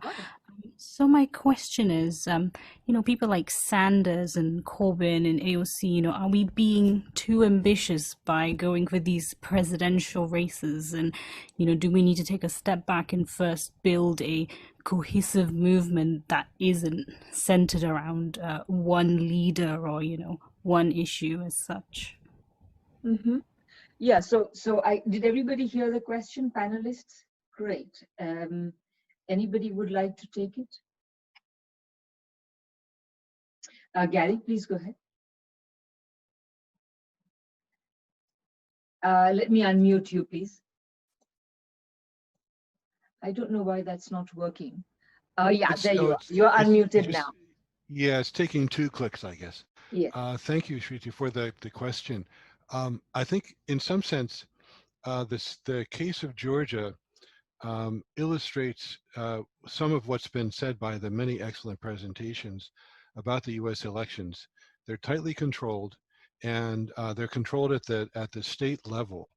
And so this is something that means that in the United States, there has to be a state-by-state struggle to win voting rights, first of all. That was why the Georgia outcome, orchestrated by, I guess, the Stacey Abrams was, so significant, just in terms of confronting that history, over 100 years history of racial exclusion and voting rights suppression. And so that's something that will have to be won state by state by state at that level. And in many cases, there have been coalitions that have blocked really the embrace of people living in working class communities that are white with people in communities that are minority. And so some of the same divides that actually were occurring back in those days of the Civil War, and then as we go through the early 20th century of immigrants versus native born people, etc., still have to be fought out in those places. So in some sense, it's never too early to try to build a movement. But in the United States, at least, it really has got to be a very granular struggle at that level. So that idea of, think globally and act locally has to be a watchword. Thank you for your question. Yeah, thank you. Margaret, did you want to go next? Hang on, please. There you are. Hang on. It takes several clicks for some reason. Please wait. Why is that? Wait a minute, please. Now. All right, Okay. great. I don't know why it's taking so many clicks to unmute people. It's an interesting question. I think we have to think about, at this stage in history with the crisis of capitalism, whether leftish people can be elected. I think we have to face the very concerted, very much organized effort to defeat Sanders twice, to rig the nomination against him in the Democratic Party. In the UK, we saw something similar with Jeremy Corbyn, where the media, the elites, the surveillance state all work together to make sure these people can't get elected, to make sure to stop them and to try to stop the desire people have to see these changes that they propose actually come to reality. So in the UK, they use this, there was a phony anti-Semitism crisis. In the US, it was smearing Bernie Sanders, convincing Democrats that even if you want Medicare for all, other people don't. And, if you vote for Bernie, he'll be the one who loses. So I think we have to acknowledge these very orchestrated campaigns to make sure that these people remain unheard and to keep them from taking office. So I think that's something else we have to think about. We're up against a lot. And I think a lot of people on the left still think they live in democracies. We do not at all. And they're very powerful people who decide who does get heard, who isn't heard. If somebody manages to squeak through, they make sure they're beaten down. So that is the issue I think we're contending with now. Thanks. Thanks. I think Denis would like to say something. Are there any of the other panelists who would like to say something on this question? Okay, Denis, and then we'll go to the next set of questions. Yeah, okay, there you go, yes. There we go, great. Well, I think people, need to understand that democracy isn't an institution. It's not some structure. Democracy is a relationship. It's a manifestation of social relations. We need to judge democracy by the degree to which average folks actually really do have any ability to influence what's going on. And here we need to recognize and remember that none of these institutional concessions were ever granted freely. They all had to be fought for, right? So as much as we recognize rightly that the current institutions are substantively weak in democratic terms, the fact is the powerful didn't even want to give up that much, right? Because they feared what would come from it.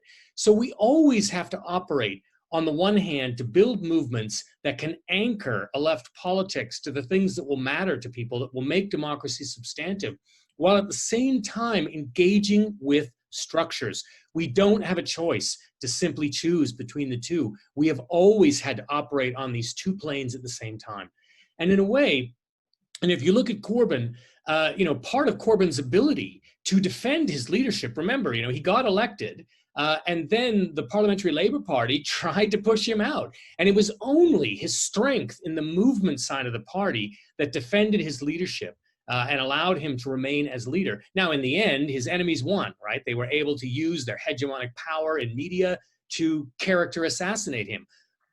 But he would never have been in a position to put those issues on the table if it hadn't been for that mobilized side of politics. So I think that's what people have to recognize. Look at institutions differently.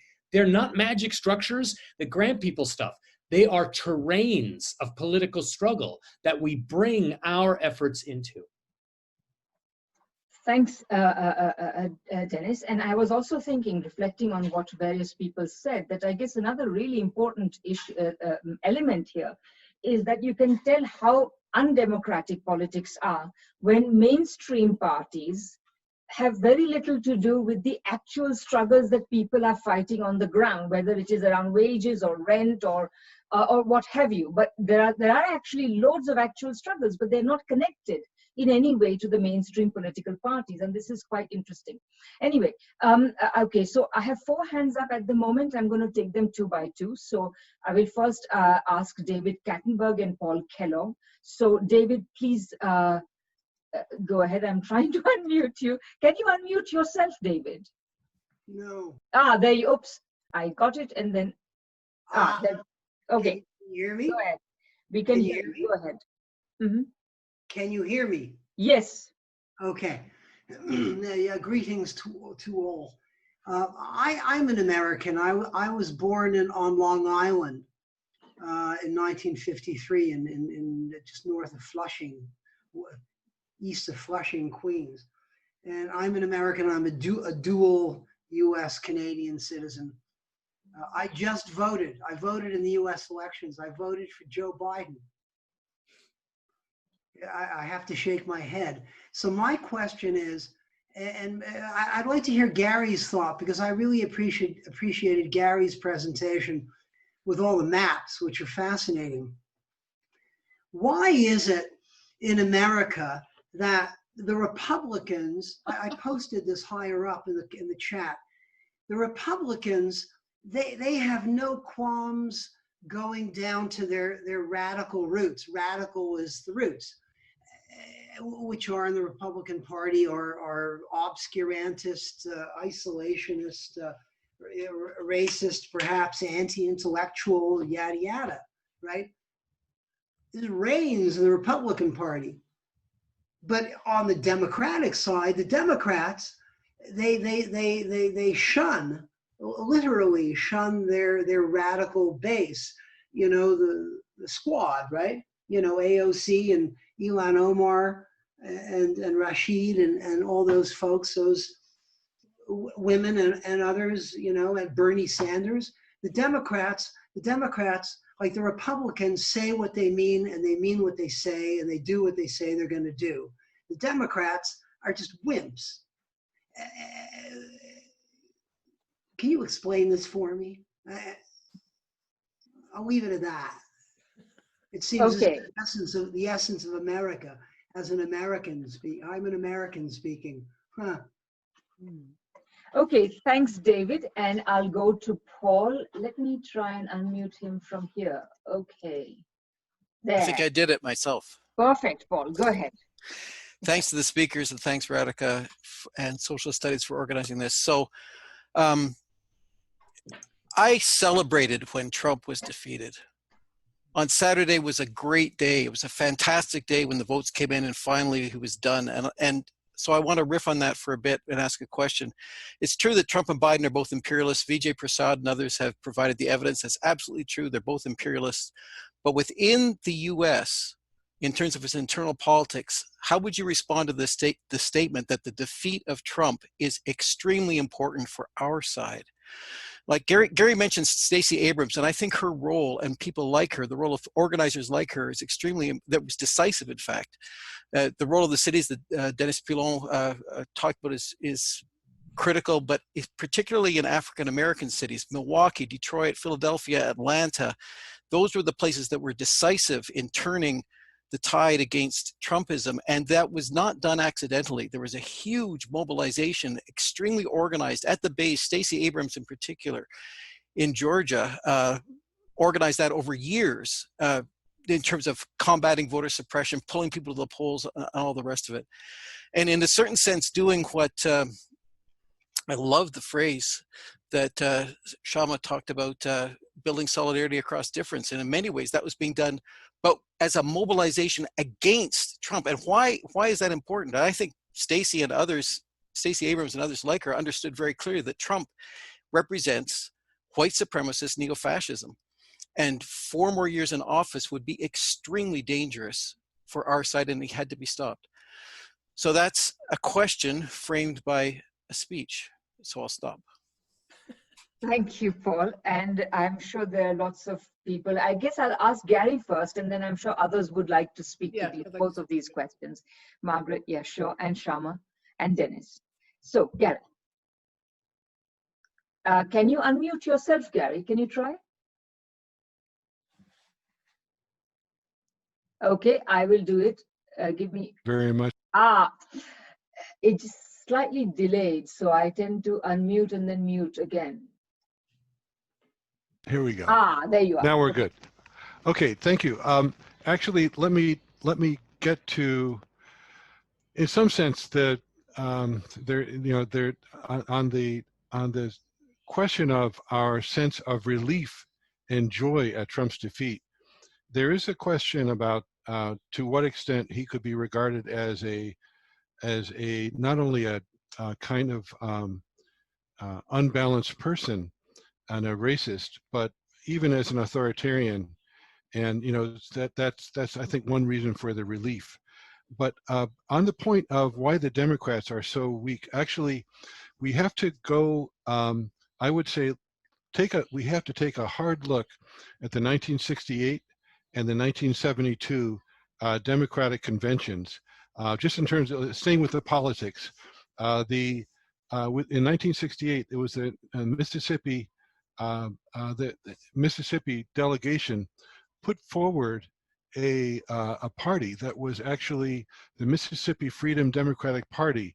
It was a radical black-led delegation, and the unwillingness of the Democratic Party to seat that delegation, which was led by Fannie Lou Hamer, was a notable marker. Then that was, of course, that was part of Nixon's other strategy. But then in '72, there was kind of still a push linked the civil rights movement, fueled by anger and so on, and then linking up with the anti-war movement, made for a very chaotic situation. And of course, that 1972 election was the one in which Richard Nixon won by a landslide. And that there was then the formation of the Democratic Leadership Council, 1974. Mostly southern and border state governors, took charge of that. And actually, one of the first, I'm not sure if it was the very first, I don't know if they call it chairperson or president of the DLC, was the young boy governor of Arkansas, Bill Clinton. And of course, the first victory of that, the idea was we'll take back the South, or that will be the strategy, by reinventing ourselves as a moderate Democratic Party. And so, of course, Jimmy Carter's election, and then jumping to '92 with Clinton. And of course, Clinton made that alliance with Wall Street. It was he who signed the law that opened the floodgates for the spread of the subprime lending, not just in African American communities, but throughout and Latino communities, but throughout the country. And of course, it was the Wall Street. I won't recount that story, as everybody knows it on this call. But just to say that those political struggles in '68 and '72 reshaped the kind of the soul, if you will, of the Democratic Party. And having been there in California for years, 22 or 26 years or something, I definitely saw those struggles between the left and the centrist Democrats playing out again, with moderation always being urged as whenever they got close to power. And of course, think of Governor Brown, those of you with any experience of California, in his first and his second manifestations, and you'll know exactly what I mean. But we have to really redo and re-examine that history and think about how to overcome it. Great, Gary. And I know that Denis has to leave early, so I'm going to let him go first, and then I'll come back to Margaret and I think Sharma as well. So, Denis, go ahead. Well, thank you, Radhika. I think the important thing to get back to the question that was posed about, why do Republicans and Democrats operate differently?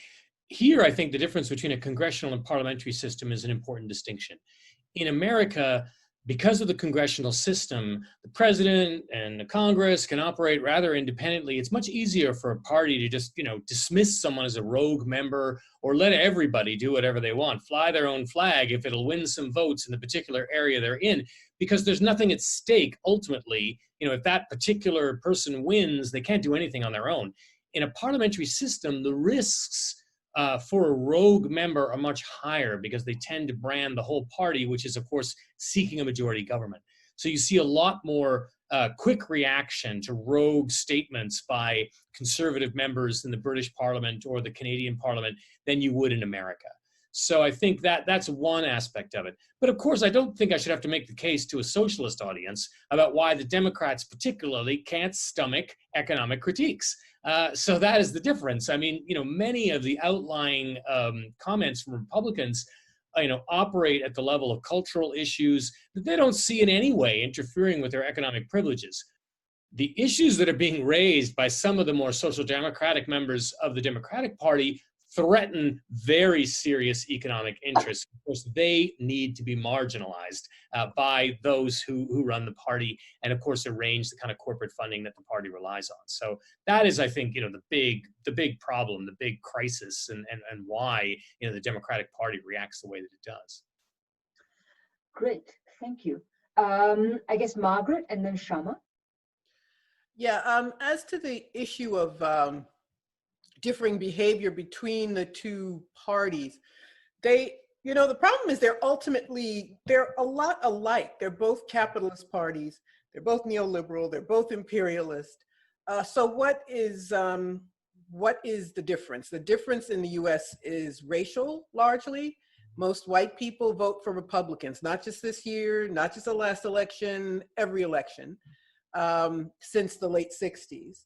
So that determines its racism, that determines political affiliation, its culture, and that is where the differences lie. You know, the Democrats have a reputation for being more inclusive, being the party that welcomes more people into the tent, but it's often, very often, a cover for, so for example, Black Congressman Clyburn of South Carolina is being called this kingmaker who helped Biden get the nomination. That's nonsense. He was working with the establishment to make sure it was him and not Sanders. And Clyburn is one of the biggest recipients of donations from Big Pharma, for example. I also want to talk about why people turned out in droves for Biden. They were not excited. Nobody was excited about Joe Biden. People turned out because they wanted to get rid of Trump. Trump is this interesting figure who half the country find attractive. He got 7 million more votes this time than he got in 2016. But the other half of the country is repelled by him, just finds him vile and repulsive. So much so that people who weren't interested enough last time to keep him from winning, people who have lost interest, who don't feel a connection with politics, wanted to get rid of him. Black voters in particular, and it's unfortunate in a way, Black politics now amounts to little more than getting rid of Republicans. But for him, he actually drew more people to the polls to end up voting him out of office. So I would say it was getting rid of Trump, which was the impetus for this tremendous growth in voter participation. He was someone who could not be, they couldn't cover up for him. The same thing that makes him appealing to one half of the country makes him evil incarnate to the other. But we still have not resolved the issues of having these two parties that are more alike than they are different, and people who are, you know, Democrats, the rank and file, are far to the left of their party. People want, even in Florida voted for Trump, but they also voted to raise their minimum wage. So that's one of the things I was referring to in my remarks, that people want a lot more from this system than they get out of it, but it is rigged against them, and it's rigged against getting them what they want. And so very often someone triumphs, as in the case of Obama, because of the wonderful marketing. And in this case, Biden triumphed because he had such an opponent who was hated so vociferously by so many people. Thanks, Margaret. Sharma, there. Yes, great. Thanks. Okay. All right. So I talked a little bit in my talk about the incompatibility between democracy and capitalism. And I think we need to think about liberalism as this rickety bridge that, you know, keeps kind of recostuming itself in a way that allows it to make it seem like those two things can hold together. And it's buttressed, like, again, bridge analogy, it's buttressed by wealth accumulation. We have climate crisis of financialization. We're seeing the contradictions intensify, right? This idea that the quote unquote radicals of the Republican Party are tolerated more than the radicals of the Democratic Party, the question itself implies that these are both pushing on those parties in the same way, and they are not, and they also do not have the same relationship to the state. And so if they're not, I don't think they're radical, but the people who on the right are, you know, the neo-fascists, that is foundational to the US settler colonial state. They're not critiquing the foundational structures of settler colonialism and racial capitalism, but the left is. So this is not, the fight is not, you know, between the radical elements in those parties hang somewhere in that center. But I will say one thing, while this rickety bridge is collapsing, that's happening, is actually people on the right don't want democracy, because democracy means that, you know, people like me can be professors and talk about things and, you know, campaign and vote and own property and all of those things, right? They don't want that. And so for them, the kind of benefits they have from occupying the positions that they do outweigh this abstract ideal of democracy that has, of course, never existed. And that's why you have these expansions and contractions throughout US history. You have the Civil War and Reconstruction, Jim Crow, KKK, you have civil rights, and then Reagan, you know, Obama, who was, you know, Dimitri saying, yeah, I felt that way in 2008 too. Like now I've read more books and all of that. But yeah, then you have Trump after Obama. And so what do we do with people who don't want democracy? Well, this is a question for the left. And I agree with Margaret that the people who've been voting for Biden are much more to the left of Biden. And I'm really glad that she brought up the ways that people are voting for legalizing drugs, minimum wage. So Biden's not, I guess that's, these are problems for us to deal with, because liberalism in Canada too is undergoing the same problem. Aaron O'Toole in Canada is positioning himself as the leader of workers. And this is extremely dangerous for us here, because if the Liberals just say that they have like a nice face or something, if they just make platitudes, and the NDP, sorry, their comms team is terrible, like if they don't get, you know, get on message a bit more with that, they're ceding that to Aaron O'Toole. So yeah, that's the thing that we have to worry about here as well.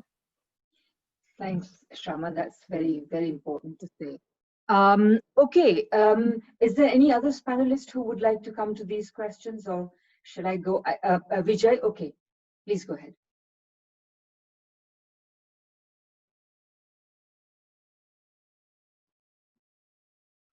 Okay. Yeah. I just want to say something about politics, because our discussion should not also remain at the level of people and then parties. The left isn't an electoral force. The left has to work to build the confidence and organizational capacity of the key classes, of the working class, of allied classes, and so on. And let's face it, in the last 40, 45 years globally, the main organizational reservoirs of left strength have been depleted. Trade unions have weakened. Many of them, whatever remains of them, have been forced to make all kinds of concessions. The various, basically, ramparts of left strength, rooted in trade unions, in India, for instance, its peasant organizations and so on, we've seen a great deterioration. I mean, I'm a member of the Communist Party of India, Marxist. We have roughly 1 million members, but in our mass organizations, we have 38 million members. This is nothing in a country of 1.4 billion. We are even in government in Kerala. Our government will face a legislative election next year. We'll fight hard. We just did very well in Bihar. The communists won 16 seats in the assembly in Bihar.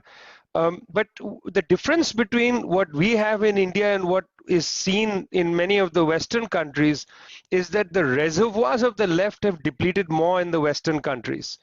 So trade unionism has had about a 60-year decline in the United States. And, you know, there was a time, and I followed this a little bit. I remember once meeting Mr. John Wilhelm and Andy Stern about 15 odd years ago. And their situation was very interesting, because they could have taken the unions and gone into union neighborhoods and built the strength of neighborhood power, because they were not able to grow at the workplace for all kinds of reasons. But instead of that, Andy Stern decided to fund the Democratic Party. They didn't build the independent strength of the working class. They delivered the working class to the Democratic Party, and the Democratic Party likes working class support but then betrays them directly when they come into office. I mean, Biden has just brought Cecilia Munoz into his transition team. She is basically the Stephen Miller of the Obama presidency. She's a horrible person. She is the one who put the whole deportation thing under Obama in place. So they quickly betray their base. You need independent strength. And I think that should be part of the conversation, comrades. It's not just about, the party and the people. Where is the independent strength of the working class? Where is the working class able to articulate its own agenda? And I think reviving, trade unionism, having the sensibility of building in neighborhoods, building in deprived neighborhoods, building neighborhood committees, councils of the unemployed. I mean, we need to organize the hell out of the people. There is no substitute for that. You can't keep wishing and praying that somehow the social democratic right is going to come and save the day. I mean, don't forget, Rosa Luxemburg and Karl Liebknecht, they were not killed by the right wing. They were killed by Friedrich Ebert's government. And these people, they by themselves are not going to deliver you into some sort of Bernsteinian socialism. It's not going to happen. Where is the independent strength of the working class being built? And I think I'd like to see that as very much at the forefront of conversations in a society dedicated to the growth of socialism. Are we looking carefully at trade unionism? Are we looking carefully at extra union working class power? What is available? How do we knit together coalitions of native people who are fighting against the disappearance of women and working class people in communities who don't have water? I mean, that's the sense that one needs to have, is we take the pulse of working class power. And I'm afraid organizational capacity of the working class is minimal, which is why working class mobilization is always delivered to the right-wing social democrats. Great, Vijay, $64 million question. Okay, so I guess we are sort of coming where we are at our 2-hour point. There are, however, still a few questions. So what I'm going to do is I'm going to ask all the questions. There are basically 3 sets of questions. I'm going to ask all of them to be posed, quick responses from everybody at the end, okay? Because I don't want to not allow people to speak. So I have James, then I have Kim. I hope you're still here, Kim. And then I have, and then Megan is going to read some of the questions that came through on the chat. So in that order, James, you go ahead. I will unmute you. Oh, and where are you gone now? There you are. Okay, unmute. There. There we are. Thank you. Mm-hmm. Excellent. So thank you very much. Greetings from Lekwungen territory here in Victoria, BC, and thanks to the panelists and organizers. It's been terrific this evening. James, we're losing we can't hear you very well. Okay. Is that better? Yep. Okay. Pardon me for lunging in. So greetings from Lekwungen territory here in Victoria, BC. It's been a terrific panel. I wanted to raise the question that has been discussed worriedly in mainstream press about the risk of a serious constitutional breach in the coming weeks, and to think about how the panelists gauge the actual risk of that, what the stakes might be, and what we should be doing about it. I mean, on the one hand, we've clearly been reminded in this panel that this is a settler state, an imperial state, a racial capitalist state, but we've also been reminded that it's a terrain of struggle. And it seems to me in a period of left weakness that a constitutional breach is seldom good news. So if people had some views about that, that would be interesting. Thank you, James. You took the question out of my mouth. So, Kim. So much, Radhika, from the territory of the Sioux Nation on the west coast of Vancouver Island. We're socialists, and we're supposed to talk about the world in terms of class struggle.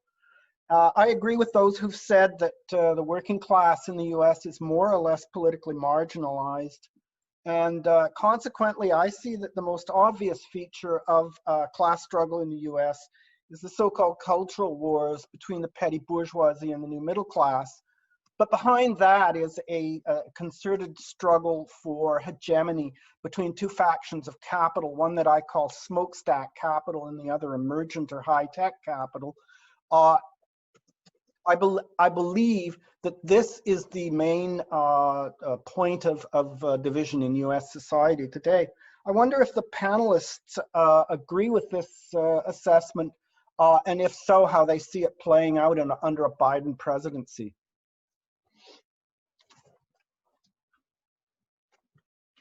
Thank you. Megan?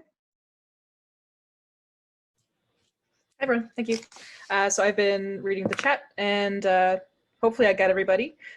Just PM me if I didn't. So I've got a few questions on, international relations, organizing more broadly, and kind of what's next. So Michelle Chan asks if you could comment on Trump's push on the $8 billion arms deal with Saudi, the UAE, etc. And she also is wondering about the political relationship of US-China with Biden's presidency. Mina and Laurie Adkin are kind of asking a nice, like, maybe end question, which is where should we be putting our eggs? What gives you hope? Mina also asks, how do we organize unions in the precarious gig economy? And Remnant asks, can you comment on the success of the squad candidates or the success of the DSA? What should our long and short-term takeaways be? Rosemary Warskit asks, should the Democratic Party continue to be a terrain of struggle, or should socialists put their efforts into other struggles, or even build a third party? Carol Mowat asks, is it time not for the left to consolidate its positions rather than focus principally on bourgeois elections? And Errol Sharp, plug our book prize later, Radhika again. Errol Sharp asks, he says, it is true that the right does not want democracy, but neither does most of the actually existing left. Maybe we need a panel on democracy? And then finally, Rahul Tiwari, I have here asking, with growing consensus that the US and China are engaged in a new Cold War, what would a 21st century Bandung conference look like? And I think that is everything. And yeah, Errol Sharp is asking, where do we go from here? Yeah, so lost to ask. Okay, my apologies to Rahul because I was going to, well, I accidentally lowered his hand and then Megan asked his question anyway. So sorry about that, Rahul, but your question has been posed and you may want a follow-up very quickly later. But I want to give everybody a relatively brief time, not more than a minute or two, to please respond to any part of this wide-ranging, which are all very, I think, thought-provoking. So who would like to go first? Maybe I'll take it in the order in which we spoke, minus Denis, of course. So Margaret, would you like to go first?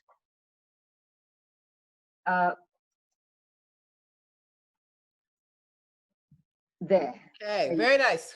Did it the first time. Oh, so many questions. Yeah,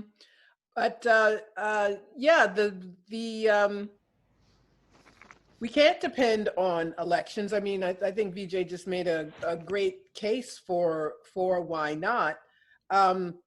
It's going to be difficult, though. I know here in the US, people are encouraged to vote, but not to do anything else. So it's going to take a lot of organizing for that culture to change, so that people don't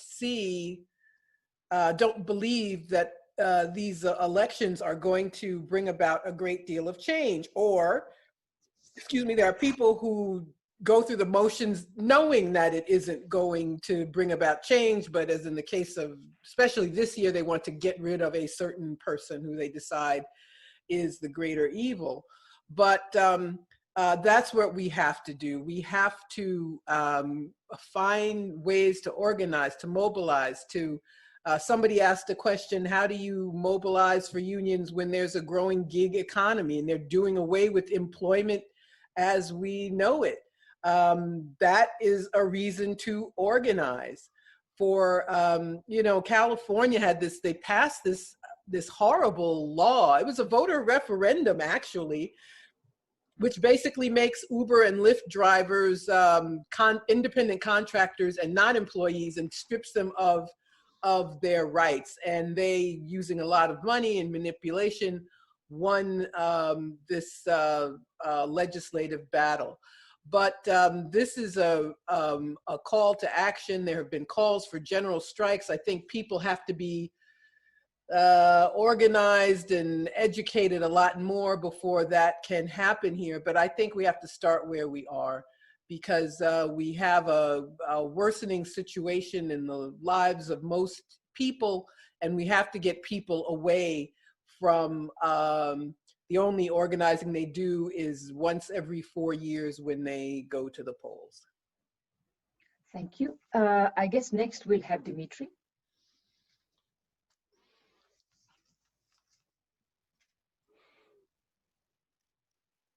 Thank you. I wrote down 4 of the questions. I'll deal with those quickly. Do I believe there's a serious risk of a constitutional crisis? Not really. I think that you know, the billionaire class and its the bureaucracy which serves its interests in the United States government do not view Joe Biden as a threat. Joe Biden has been declared the winner, or is projected to be the winner in too many states for this to be overturned easily. If we were dealing with one state and a few hundred or a few thousand votes separating the two candidates, I might have a different view. But I think that the billionaire class is going to want this whole thing to be resolved rather quickly, so as to prevent minimal disruption of the economy, and they'll have their way at the end of the day. And so there was a question about the two factions of capital. My answer to that is similar to the one I just gave. They'll always find an accommodation at the end of the day to preserve their mutual interests. So I don't think that that's going to result in any massive upheaval in the United States, certainly not one that's beneficial to the working class.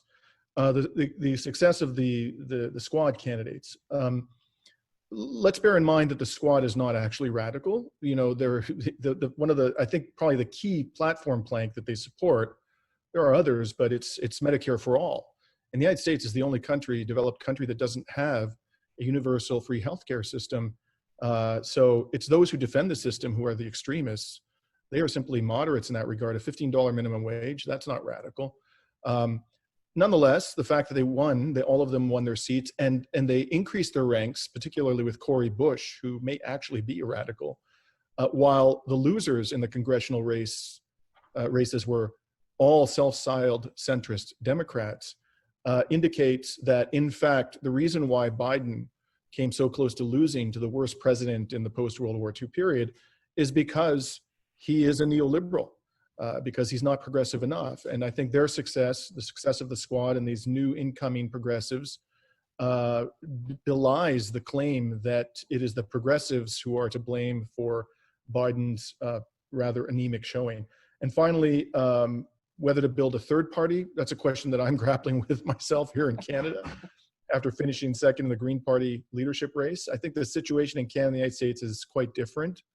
All I'll say is that, you know, Nick Brana, who was with Bernie Sanders' campaign, and others started a movement for a People's Party. And Brana said the other day that they're going to begin to run candidates in the next congressional election. So stay tuned. It'll be interesting to see how they fare. Great, thanks, Dimitri. Gary, and then Vijay, and then Sharma. Thank you. Let me be quick on several points. I agree with Dimitri about the constitutional breach not being a threat. I would say, just comment about that the reason we see this put in the press is, first, the great amount of disinformation that's out there in social media especially. And keep in mind that Trump fans that flame because he wants to keep everyone off balance and to keep himself in a position of being able to receive funds from his fan base, and also to basically ensure that, you know, that the discourse that he set up as dominant in the Republican Party becomes the Republican Party rhetoric of the future.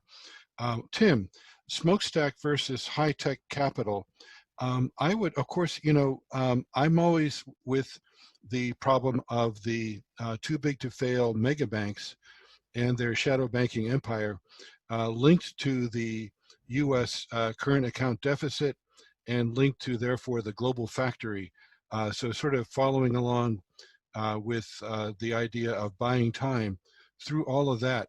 I think with smokestack, keep in mind that some of the current smokestack, like the fracking industry, is very fractionalized to some large extent, and kind of resembles that old school smokestack faction.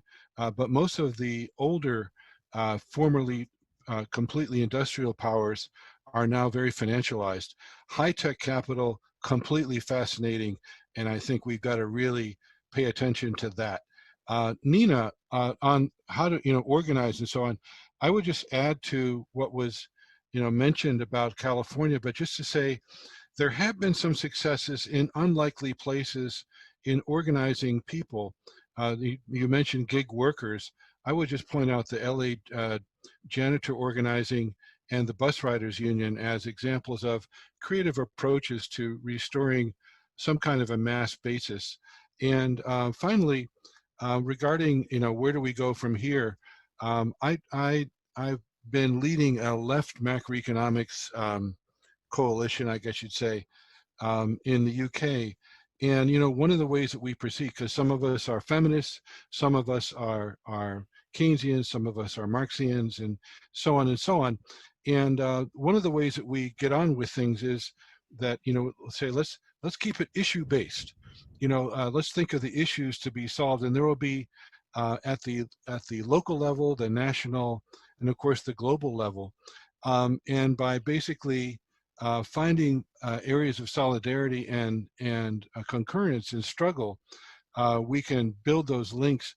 I do think ultimately there will be a politics of coalition and compromise, whatever the point is of using the democratic machinery of politics to make a transition.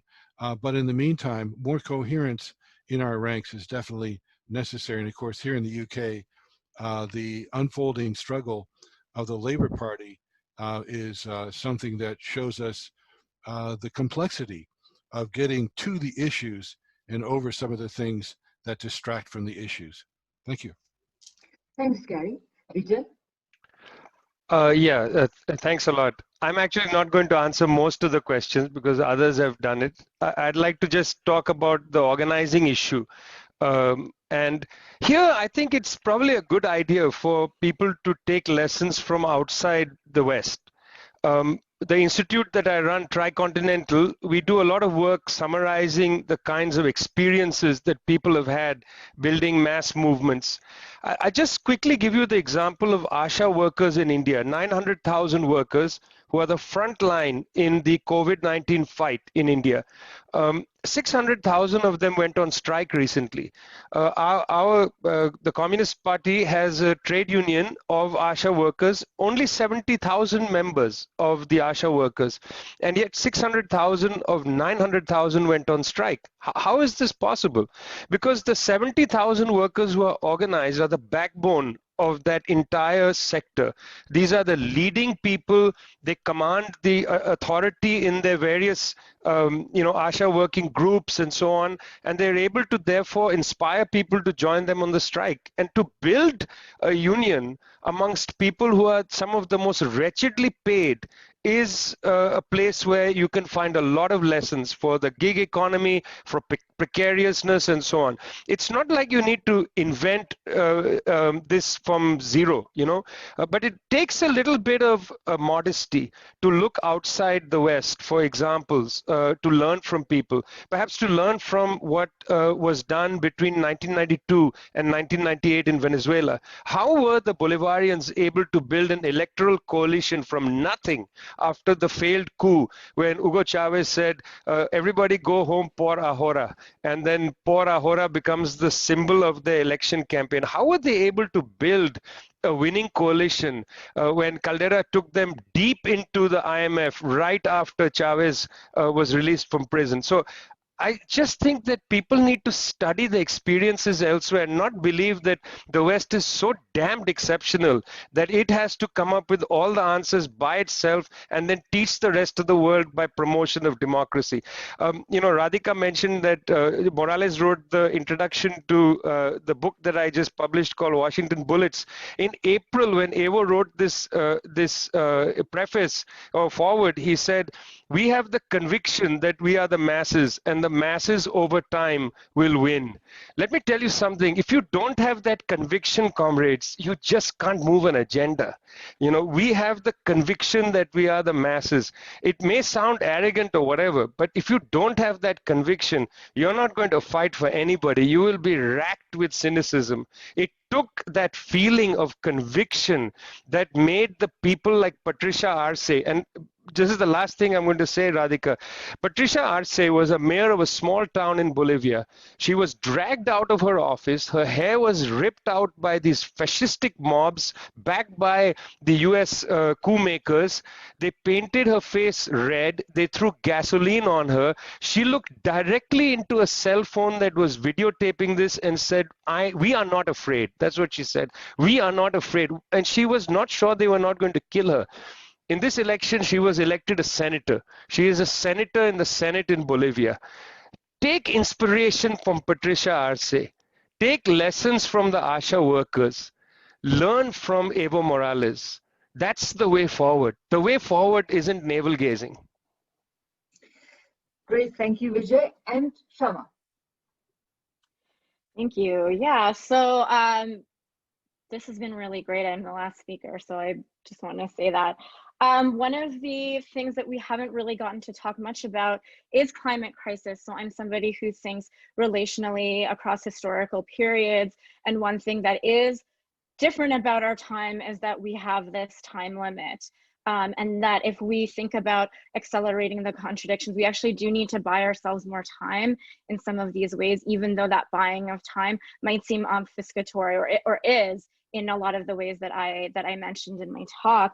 As for what is giving me hope, certainly all of the organizing that the other panelists have mentioned as well. In my city, there was a encampment of unsheltered people that had quite a lot of community support, and it was Indigenous run by queer and two-spirit people. It had, it was funded by the community, and just as we see these things happening, like the Black Lives Matter racial justice protest, then being kind of sublimated into like Kamala Harris as the vice president, the mayor came to this beautiful, example of mutual aid with police and said, now you have to go to this convention center. And so, yeah, of course, like these things happen and then they get contained.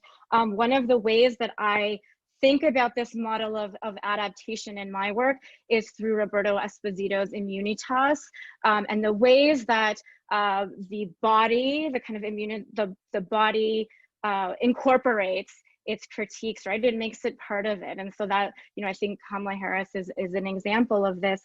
But, and this will have echoes of what Vijay was saying, I think that the way to overwhelm that immune system is to make ourselves many and to make ourselves potent and to resist that cynicism and to fight on every scale. And so this is a bit of an answer to some of the questions of should we cede the ground of electoral politics and do something else? I think we need to fight at every scale. I work at a university, universities historically have been the institutions that reproduce inequalities of race and class.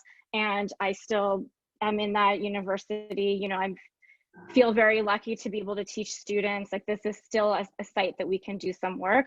I think that we should not cede any of those scales. And conversations like this are part of bringing people together, thinking about how we make ourselves many and how we make ourselves potent in a way that we cannot be incorporated or ignored. Thank you, Sharma. I like that. We are the many and they are the few. And I think we have to find a way of realizing that.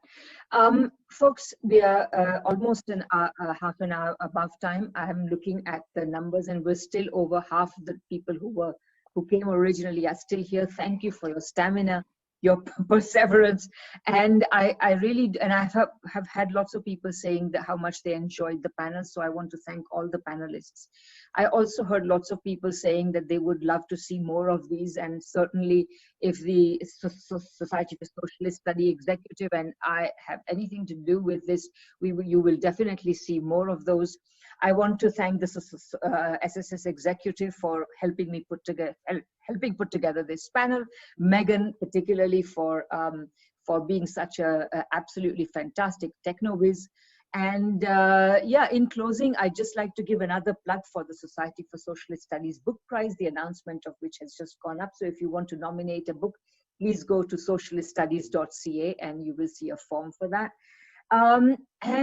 Yes, and I guess in closing, I'd just like to say that we're really taking very seriously this effort of making the society at least a Canada-wide network of both academics, intellectuals, as well as activists and activist groups. So please consider becoming a chapter or an affiliate of the society. You will find the information and a form, very simple form to fill out on the society website. So I hope to see, you know, there are all sorts of groups out there that are all struggling for various things. And if they all become members and they interact with one another, we will also not only see the mobilization, which is in many cases already happening, but we will also connect those mobilizations. And of course, this will give rise to more such mobilizations, because although we love to look down south in Canada and congratulate ourselves for being much better off, I think that we are, as many of you pointed out, not that far away from there. So let's bear that in mind. Thanks very much once again. Thanks to the speakers, and good night.